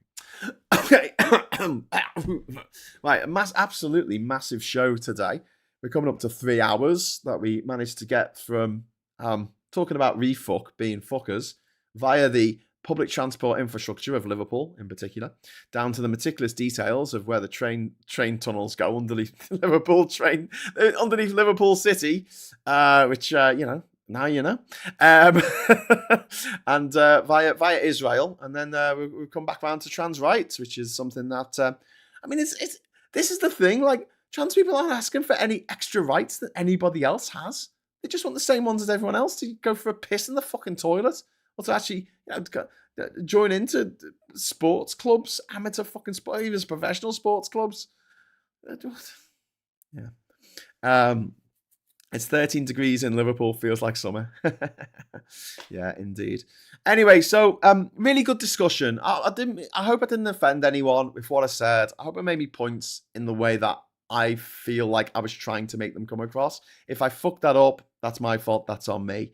But please don't feel like I'm having a pop, or I know I can be a little bit dismissive, especially when it comes to Brexit. But it is something that has fundamentally uprooted my life and put me on a different trajectory than I ever thought I'd be on. Yeah, maybe have to reappraise my journey through life. And maybe I could argue that since that Brexit vote, my last 10 years have been really spent in the wilderness, when I could have been making some really cool shit. Not that this isn't cool shit, what we're doing here today. Yeah, I've got to go now, because otherwise we'll get into the afternoon, and I have to call it afternoon brew, which is what they say in South Africa, isn't it? Do you want to interview Jacinda? I'd love to do that, mate. I'd love to do that. If you've got a contact for her, get over to grahamdavidhughes.com and drop it in there. I'll be back at 7:30 tonight. We're either going to do Geoscope, or time allowing, we might actually instead do an episode of Reform Watch if Jack Dart's available, and we'll go through all the horrible things that Refuck have done in the last few weeks, or the last couple of years actually, around the country. So you have a little bit more in the terms of weaponry for talking to people who might be minded to vote for Refuck in the upcoming elections on Thursday. So look out for that, 7:30 tonight. If you haven't already hit the like button, please lick the like. And also, if you're not subscribed, please subscribe to the channel so you can join in and defenestrate my arguments. And then if you are subscribed, hit the bell notification icon so you'll know when we go live. Parliament is now suspended, so there's going to be no Prime Minister's questions tomorrow, but there will be a morning brew, and hopefully we'll do another episode of The Rabbit Hole with me and lovely Rachel, and this time it'll be her in the interrogator's chair, as I quiz her about certain things in her life, as we did last week with me, with rapid fire questions. Come with me, you're a good egg and you hold yourself, stroke what you believe well, while being humble enough to take on information from others, showing you to be a respectful, critical thinker. Top man. Oh, thank you. Thank you very much. Paridar. Thank you. That means hello, but whatever. That's all I know. You have to teach me how to say thank you properly in Welsh. Can we? Okay, listen, I'll be back at 7:30. Until then, thank you so much for watching. Thanks for the super chats. And until we meet again, I'll say hello, good evening, welcome, and goodbye.